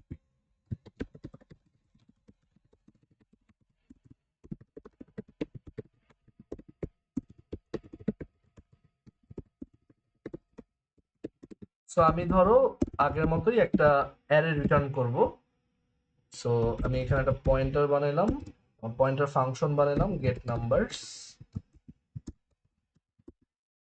বাট এখানে আমি হচ্ছে ইয়া করব না, মানে ম্যালক ইউজ করব না। আমি এখানে এইভাবে করতে পারি যে ইন্ট অ্যারে নিউ ইন্ট, এবং এখানে ওই সাইজটা বলতে হয় এরকম একটা থার্ড ব্র্যাকেটের মতো, ঠিক আছে।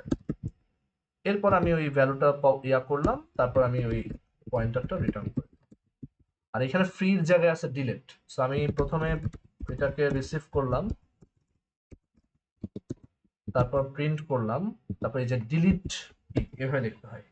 যদি আমার এই চাঙ্ক অফ মেমোরিটা একটা অ্যারে হয়ে থাকে, মানে এরকম এইভাবে যদি থার্ড ব্র্যাকেট দিয়ে লিখি, তার মানে হচ্ছে মাল্টিপল বাইটস, তখন এই ডিলেটের পরেও এরকম থার্ড ব্র্যাকেট দিয়ে লিখতে হয়। এটা সি প্লাস প্লাস সিনট্যাক্স।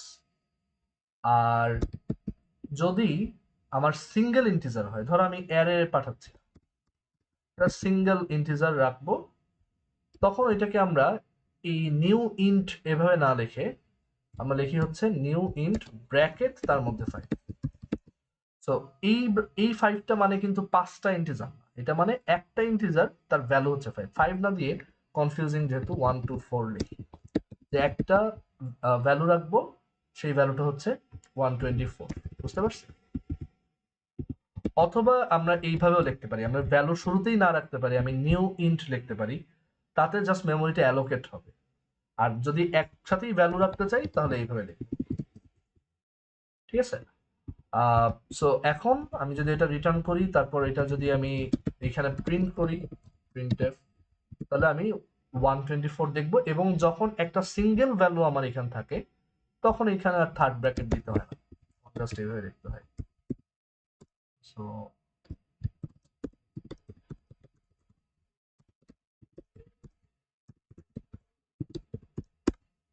এখানে আমি ওই যে 124 দেখতে পাচ্ছি। আবার চাইলে এখানে ডিক্লেয়ার নাও করতে পারি, মানে ভ্যালু নাও লিখতে পারি, পরে লিখলাম, সেটাও কাজ। ওকে, সো এইটাই আসলে সেই ম্যালক, আর এটাই হচ্ছে সেই ফ্রি। হ্যাঁ, সি তো পুরোটাই সি প্লাস প্লাস এর একটা সাবসেট, তো সি এর সবই এখানে কাজ করবে।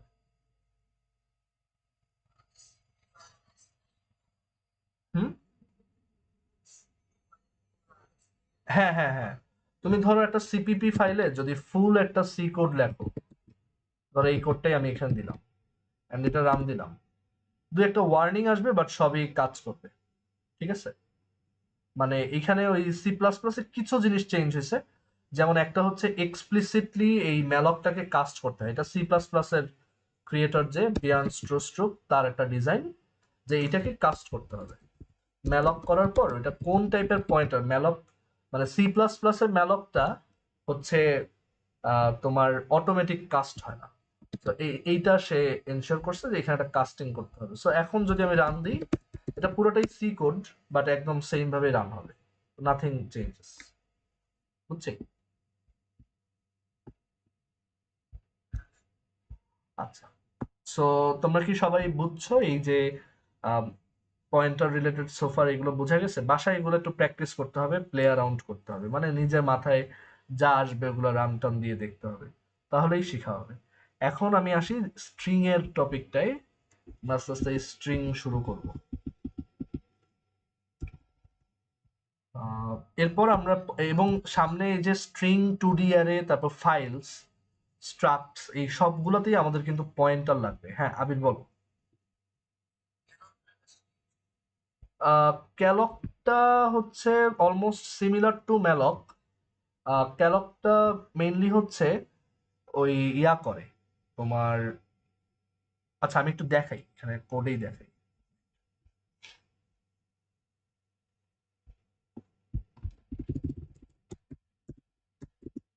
ধরো আমি হচ্ছে ম্যালকের জায়গায় ক্যালক দিব। ক্যালকের সুবিধা হচ্ছে আমরা যদি ধরো ম্যালক ইউজ করি এইভাবে, ধরো ভ্যালু ইনিশিয়ালাইজ করলাম না, তখন মনে আছে যে প্রিন্ট দিলে কি আসতো? হ্যাঁ, মানে আগে থেকে যে ভ্যালুগুলো ওই মেমোরিতে ছিল সেইগুলো প্রিন্ট হতো, মানে কোনো ইনিশিয়ালাইজেশন হতো না, রাইট? আহ ও আচ্ছা, এটা জিসিসি দিয়ে হবে।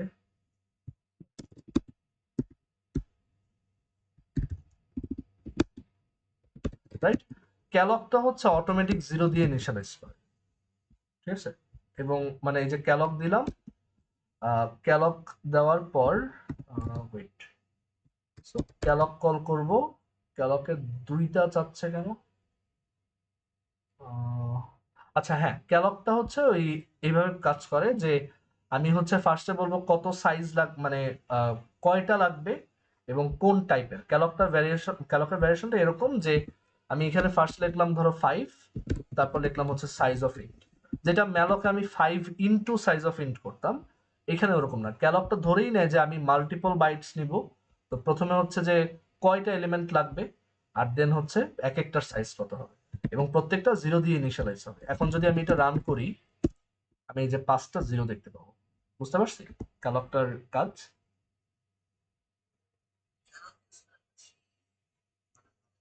হ্যাঁ, বেশি ভালো বলবো না, অনেক সময় আমাদের 0 দিয়ে ইনিশিয়ালাইজ নাও করতে চাইতে পারি। সো তখন আমাদের মানে ক্যালকটার জাস্ট একটা ম্যালকের তোমার র্যাপার, মানে ক্যালক ফাংশনের ইমপ্লিমেন্টেশন আমি নিজেই লিখতে পারবো। কিরকম?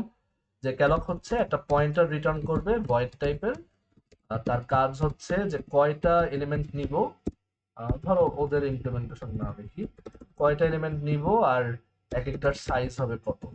সো আমি যেটা করব যে আমি ম্যালকই ইউজ করতেছি ভিতরে ভিতরে, এরকম ম্যালক ইউজ করতেছি, দেন আমি একটা দিয়ে লুপ ইউজ করে সবাইকে 0 সেট করতেছি, ঠিক আছে? সবাইকে হচ্ছে 0 সেট করব।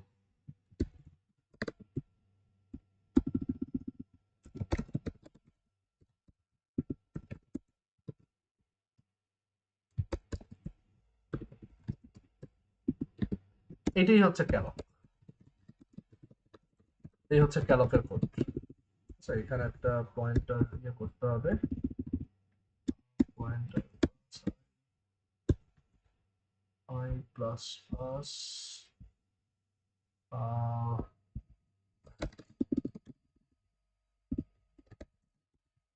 এই হচ্ছে ক্যালকের ইমপ্লিমেন্টেশন।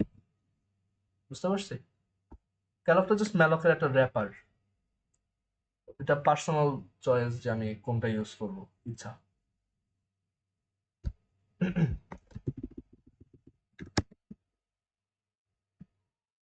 ওকে, সো এখন আমরা তাহলে দেখলাম রিয়ালক দিয়ে আমরা মেমোরি হচ্ছে নতুন করে অ্যালোকেট করতে পারি।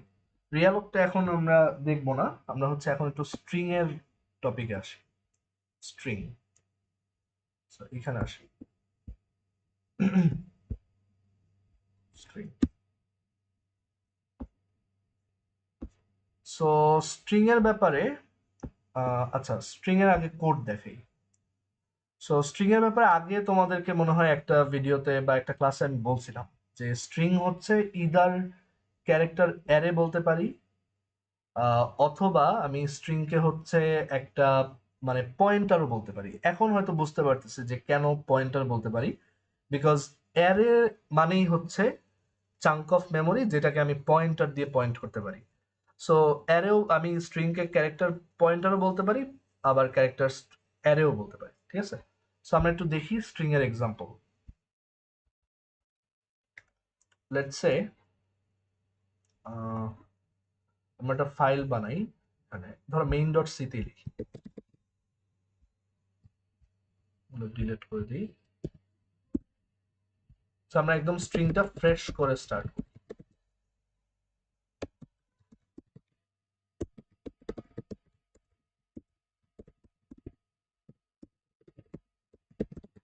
আচ্ছা, সো স্ট্রিং বানানোর জন্য স্ট্রিং একটা নতুন আইডিয়া, মানে আমরা নতুন আইডিয়া বলছি যে এটা প্রাইমারি কোনো ডাটা টাইপ না, এটা রাদার একটা কম্পাউন্ড ডাটা টাইপ। এই সেন্সে যে স্ট্রিং বলতে সিতে আসলে কোনো ডাটা টাইপ নেই, স্ট্রিং জাস্ট হচ্ছে একটা ক্যারেক্টার পয়েন্টার বা ক্যারেক্টার অ্যারে। সো আমি যদি অ্যারে দিয়ে বানাই তাহলে এইভাবে লিখতে পারি যে ক্যারেক্টার str, সাইজ বললাম না আমি, তারপর ডাবল কোটেশনের মধ্যে এইভাবে একটা লিটারাল স্ট্রিং দিয়ে দিলাম। সো এইটা আসলে একটা অ্যারে হিসেবে কনসিডার করবে। কিরকম অ্যারে হিসেবে কনসিডার করবে সেটা হচ্ছে এই এটা হচ্ছে 0 ইন্ডেক্স, এটা 1, এটা 2, এটা 3, এটা 4, এটা 5, এটা 6, এটা 7, এটা 8, এটা 9, 10, 11, 12, 12টা ক্যারেক্টার থাকার কথা। বাট এইটার এই অ্যারেটাতে আসলে 13টা এলিমেন্ট থাকে। কারণ লাস্টে এই স্ট্রিংটা টার্মিনেট হয়েছে এটা বোঝানোর জন্য একটা নাল ক্যারেক্টার থাকে। সো এই অ্যারেটার সাইজ আসলে 13। আচ্ছা, এখন এই স্ট্রিংটাকে একসাথে পুরোটা প্রিন্ট দেওয়ার উপায় হচ্ছে %s ফরম্যাট স্পেসিফায়ারটা ইউজ করা। এটা আমার পুরো অ্যারেটাকে মানে পুরো স্ট্রিংটাকে একটা সিঙ্গেল স্ট্রিং হিসেবে প্রিন্ট করবে। সো এখানে যে হ্যালো ওয়ার্ল্ড, বাট মাথায় রাখবো এই অ্যারের সাইজ হচ্ছে size of this array is 40, indicating the null terminator বা নাল পয়েন্টার, সরি নাল ক্যারেক্টার। আচ্ছা, আর কিন্তু এখন যদি আমাকে জিজ্ঞেস করা হয় এই স্ট্রিংটার লেংথ কত, তো সিতে স্ট্রিং এর লেংথ বলতে ওই নাল ক্যারেক্টারটা ছাড়া বোঝানো হয়। ঠিক আছে, নাল ক্যারেক্টারটা ছাড়া বোঝানো হয়। সো স্ট্রিং এর লেংথ কিন্তু আসলে 13, মানে স্ট্রিংটার লেংথ ঠিকই 13। সো আমরা যদি লিখি যে printf length of the string, length of the string, আমি যদি স্ট্রিংটার লেংথ দেখতে চাই আমাদের এই strlen নামে একটা ফাংশন আছে, সেটা আমরা ইউজ করতে পারবো। ঠিক আছে, strlen। তো এই strlen ফাংশনটার মধ্যে স্ট্রিং এর নাম দিলে ওর লেংথ দেখায়। সো এই প্রিন্টএফটা পরে দিই, রাখি। আচ্ছা, strlen আমাদের একটা ইয়া লাগবে, হেডার ফাইল লাগবে string.h। সো এখানে লেংথ অফ দ্য স্ট্রিং আসছে 13। সো লেংথ ফাংশনটা কিন্তু নাল ক্যারেক্টারটা বাদ দিয়েই বলে। আচ্ছা, এখন এই অ্যারের সাইজ তাহলে 14 কিভাবে দেখা যায়, সেটার জন্য ওই সাইজ অফ একটা অপারেটর আছে। আমরা এইভাবে লিখতে পারি যে সাইজ অফ str, ঠিক আছে, সাইজ অফ str। তো সাইজ অফ str যেটা করে যে এই অ্যারের সাইজ কত বাইট সেটা দেখায়। তো সিতে এক একটা ক্যারেক্টার কিন্তু এক এক বাইট, এটা একটা character 1 byte, 2 byte, 3 byte, 4 byte, 5 byte, 6 byte, 7 byte, 8 byte, 9, 10, 11, 12, 13, আর ওই নাল ক্যারেক্টারের জন্য 1 বাইট 14। তো এই str অ্যারেটার সাইজ হচ্ছে 14 বাইট। সো আমি যদি এটা প্রিন্ট করি তাহলে এই যে 14 দেখাচ্ছে, কিন্তু লেংথ দেখাচ্ছে ঠিকই 13। বুঝতে পারছি? সবার কি এটুকু ক্লিয়ার? আচ্ছা, এবার ধরো আমি এই strlen ফাংশনটা নিজে বানাইতে চাই। আমি চাচ্ছি যে strlen এর মতো আমার নিজের একটা ফাংশন থাকবে। ওকে, আচ্ছা, একটু একটা কাজ করি, গিটহাব কোপাইলটটা একটু অফ করি, কারণ এটা খুবই ডিসগাস্টিং ভাবে সাজেশন দেয়, মানে নিজেকে চিন্তাই করতে দেয় না।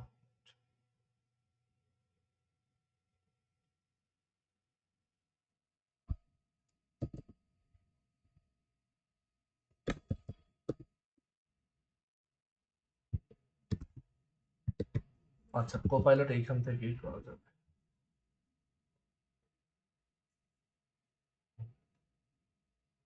ডিসেবল করে রাখি।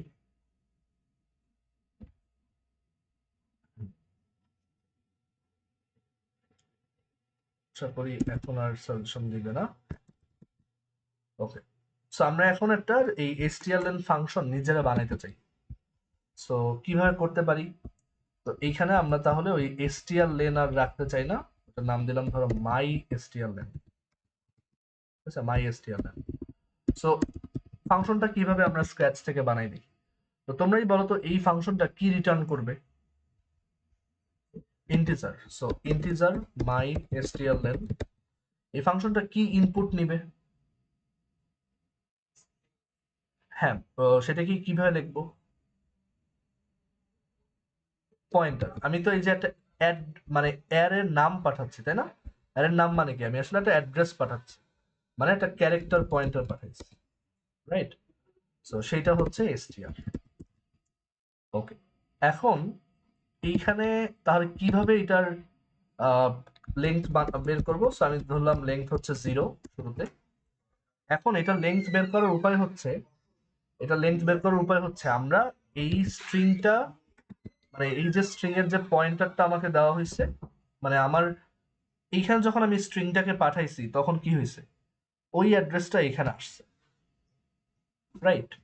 যে যখন আমি স্ট্রিং এর নামটা পাঠাইছি ওই অ্যাড্রেসটা এখানে আসছে। আমি যদি এখন এই পয়েন্টারটাকে আস্তে আস্তে ডানে সরাইতে থাকি, মানে এই পয়েন্টারটাকে, কারণ এই পয়েন্টারটা তো আমার ওই অরিজিনাল স্ট্রিং এর, এক কাজ করি এটাকে পি নাম দিই, একটু সুবিধা হবে। সো আমি কি করছি, এখান থেকে স্ট্রিং এর নাম মানে অ্যাড্রেসটা পাঠাইছি, মানে সেই অ্যাড্রেসটা এই পয়েন্টারের মধ্যে আসছে, মানে এই পয়েন্টারটা এখন ওই স্ট্রিং এর স্টার্টিং কে পয়েন্ট করে আসছে। সো এখন আমি যদি এই পয়েন্টারটাকে আস্তে আস্তে ইয়া করি, রাইটে সরাই, একটা সময় আমি কি হিট করব বলতো? যখন স্ট্রিংটা শেষ হয়ে যাবে তখন কি হিট করব? নাল ক্যারেক্টার, নাল ক্যারেক্টার, তাই না? সো নাল ক্যারেক্টার যদি হিট করি তখন বুঝবো যে স্ট্রিংটা শেষ। সো আমরা যেটা করব যে while যতক্ষণ পর্যন্ত এই মানে যতক্ষণ পর্যন্ত পি এর মান 0 না, মানে স্টার পি মানে কি, পি যেই মেমোরিতে পয়েন্ট করে সেটার ভ্যালু, সেই ভ্যালুটা যতক্ষণ নাল না, সো সেই ভ্যালুটাই যদি আমি while এর মধ্যে কন্ডিশন দিই, যখনই এটা নাল হবে তখন এই কন্ডিশনটা ফলস হবে, while লুপ থেকে বের হয়ে আসবে। তো যতক্ষণ এটা নাল না ততক্ষণ আমরা লেংথকে 1 করে বাড়াবো। আর এই পয়েন্টারটা তো প্রত্যেকবার 1 করে ডানে সরাতে হবে, তাহলে লিখতে হবে p plus plus. P plus প্লাসটা এখানে না লিখে গত ক্লাসে বলছিলাম বেস্ট হচ্ছে এখানে লেখা। তাহলে আমি প্রথমেই পি এর মান পেয়ে গেলাম, পরে পি কে 1 ঘর ডানে সরালাম, ঠিক আছে? তো এইটাই হচ্ছে আমার সিম্পলেস্ট, এটাই হচ্ছে আমার সিম্পলেস্ট strlen ফাংশন। সরি, এখান থেকে আমি লেংথটা ইয়া করবো, রিটার্ন করবো, ঠিক আছে? আচ্ছা, সো এখন আমি এটা রান দিই, দেখা যাচ্ছে এই সেম রেজাল্ট, আগের মতোই সব ক্লিয়ার। যারা কোডটা হয়তো বুঝি নেই, আমি একটু সহজ করে আগে বুঝাই যে যতক্ষণ এই star P not equals null character, null character হচ্ছে এরকম এইভাবে লেখে, এইভাবে লেখে অথবা এইভাবে লেখে। আচ্ছা, এইটা সিতে অ্যালাউড না, এটা আমি ভুলে গেছিলাম।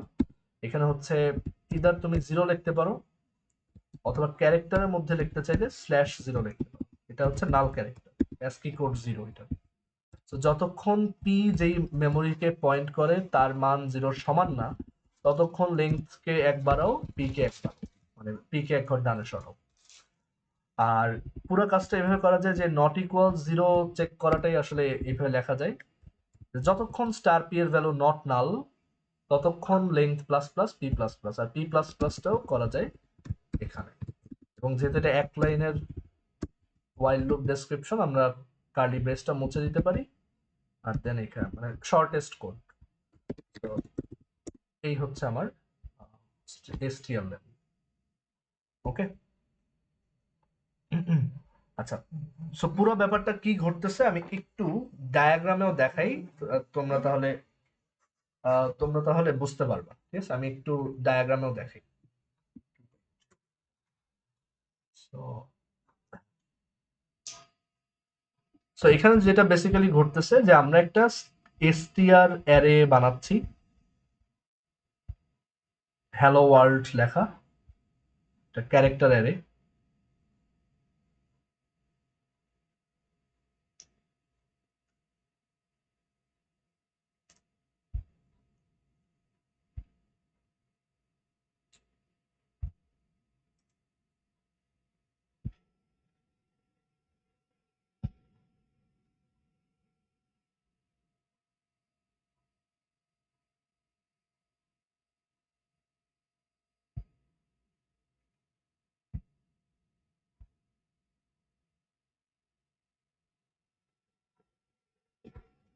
এরকম, এবং লাস্টে একটা নাল ক্যারেক্টার আছে এখানে, বাট 0 আছে,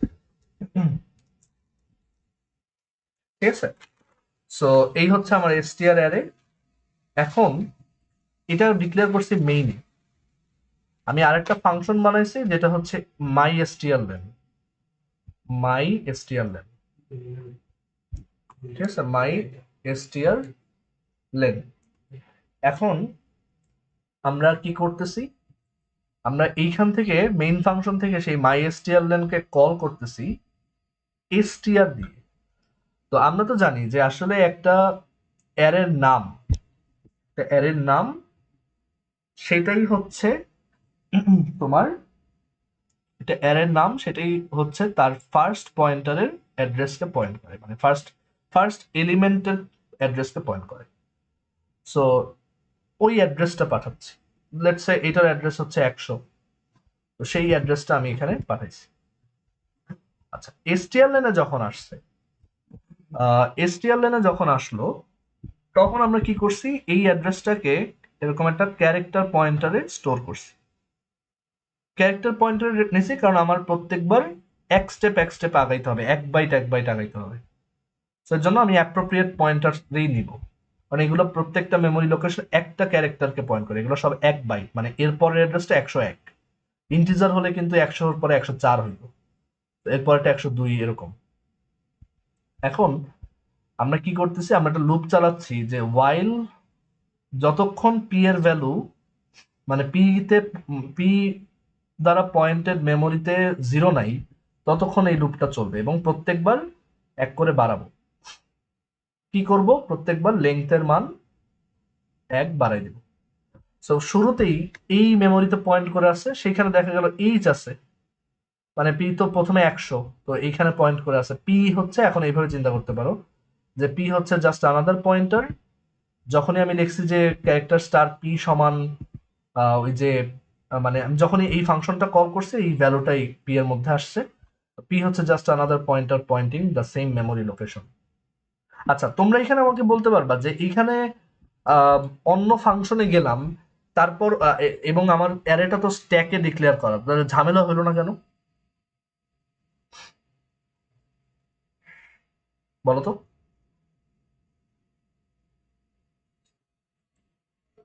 হ্যাঁ হ্যাঁ, মেইন ফাংশনটা তো এখনো রানিং, মানে এটা তো ডিস্ট্রয় হয়ে যায় নাই, বুঝতে পারছি। তো এইটাতে আমাদের কোনো ইস্যু হবে না। আচ্ছা, তো এইখানে গেল, তো দেখলাম ওইখানে আছে এইচ নট, সেটার একটা এসটি কোড আছে। সো আমরা লেংথকে 1 বাড়াই দিলাম, লেংথ ছিল 0, লেংথ হয়ে গেল এখন 1। এরপর কি করছি, পি কে এক ঘর ডানে সরাই দিচ্ছি, পি এখন এ কে পয়েন্ট করে। এইভাবে করতে করতে পি 2 3 4 5 6 7 8 9 10, এভাবে করতে করতে পি এক সময় এইখানে আসলো, তখনও আরো এক লেংথ বাড়লো, লেংথ হয়ে গেল তখন 13। তারপর দেখা গেল পি হচ্ছে এরপর এক ঘর ডানে সরে এই জায়গাটাকে পয়েন্ট করছে।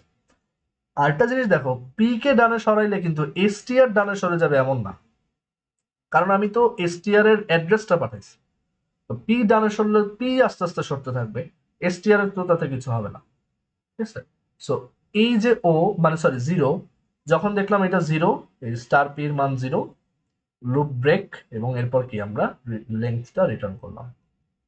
তো এই কারণে আমি দেখতে পাইছি 13, বুঝতে পারছি।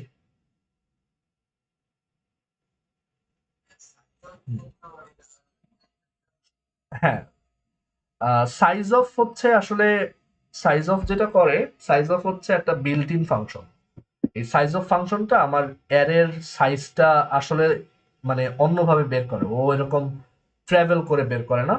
আমরা যখন প্রোগ্রামে এরকম কোনো অ্যারে ট্যারে ডিক্লেয়ার করি, মানে ধরো অ্যারে বানাই অথবা মেমোরি অ্যালোকেট করি, এগুলা আমাদের ওই অপারেটিং সিস্টেমের কাছে একটা লিস্ট থাকে যে কোন মেমোরি কতখানি অ্যালোকেটেড। ওই সাইজ অফ দিলে ওই অ্যালোকেশনের ইয়া তোমার এরিয়া, মানে অ্যালোকেশন সাইজটা কত ওইটা রিটার্ন করে। ও কিন্তু এইভাবে করে তারপর বলে না, বুঝতে পারছি। একটু আমি দেখাই, তাহলে একটা এক্সাম্পল কোড লিখি তাহলে বুঝতে পারবো। আর এই ইনফরমেশনটা থাকে হচ্ছে ইসের কাছে, ওএস অপারেটিং সিস্টেমের কাছে, যে কোন মানে মেমোরি এখন কতটুকু অ্যালোকেটেড এবং সেটার সাইজ কত। আমি একটু দেখাই, যেমন ধরো আমি একটা 20 সাইজের অ্যারে বানাইলাম, 20 সাইজের অ্যারে বানাইলাম, আহ 20 সাইজের অ্যারে বানাইলাম, পুরোটাই ধরো 0 দিয়ে ইনিশিয়ালাইজড। এটা করার একটা ট্রিক হচ্ছে যে এখানে একটা এলিমেন্ট রাখবো, সেটা হবে 0, ঠিক আছে। তখন 20টা এলিমেন্টই 0 থাকবে। এখন আমি যদি আমার কোশ্চেনের একটা উত্তর দাও, আমি যদি লেংথ অফ দ্য স্ট্রিং চালাই, ধরো আমি এরপর কি করলাম, এই যে স্ট্রিংটা আছে, ধরো সেই স্ট্রিংটার প্রথমে হচ্ছে এই এইচ রাখলাম, তারপর ই এল এল ও স্পেস ডাব্লিউ ও আর এল ডি এক্সক্লামেশন মার্ক এভাবে রাখলাম। তো আমরা কি করলাম, 1 নাম্বার জায়গায় রাখলাম ই, তারপর 2 নাম্বার জায়গায় রাখলাম এল, 3 নাম্বার জায়গায় রাখলাম এল, তারপর রাখলাম 4, 4-এ রাখলাম ও, 5-এ রাখলাম স্পেস, তারপর ডাব্লু, 6-এ, 7-এ হচ্ছে ও, আর এখানে এল, এখানে ডি, এখানে exclamation mark.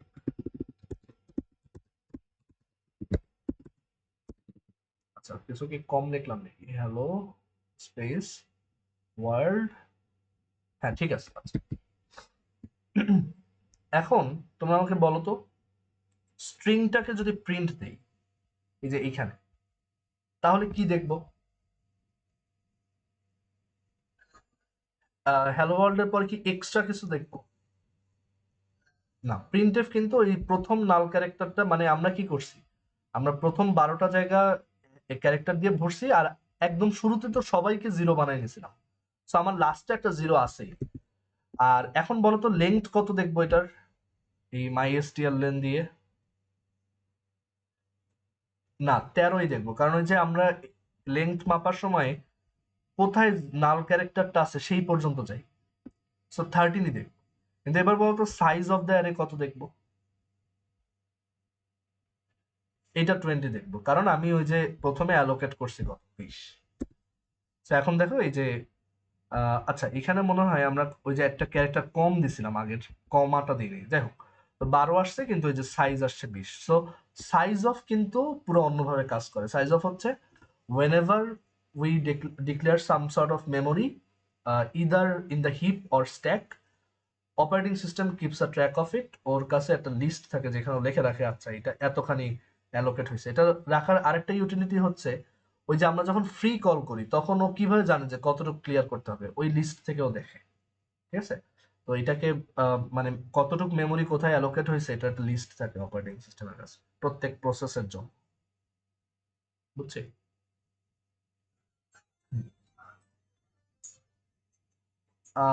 My size of, my size অফটা তো আসলে হবে না, কারণ ধরো ম্যানুয়ালি রাখতে পারি।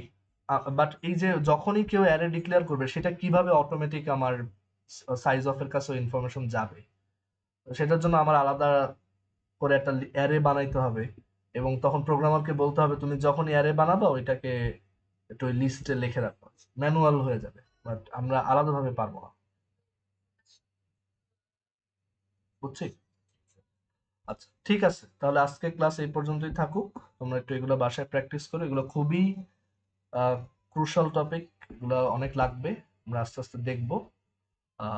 স্ট্রিং এর বাকি অপারেশন গুলো দেখায়, দেন আমরা আস্তে আস্তে ফাইলসে যাব আর 2D অ্যারেতে যাব, আর আহ, এরপর আমাদের লাস্টের দিকে কিছু টপিক থাকবে। ঠিক আছে তাহলে। হ্যাঁ বলো। প্র্যাকটিসটা না, আসলে এখন যেহেতু আমাদের সময় কম, আমি আসলে প্র্যাকটিস প্রবলেম দিতে পারবো না। আমি হচ্ছে ফোকাস করতেছি যত দ্রুত শেষ করা যায়, কারণ আমি আর আছি কয়েকদিন। তো আমি যেটা করব, মানে তোমরা প্র্যাকটিস আমি পরে দিব, সব ক্লাস কটা শেষ হওয়ার পর।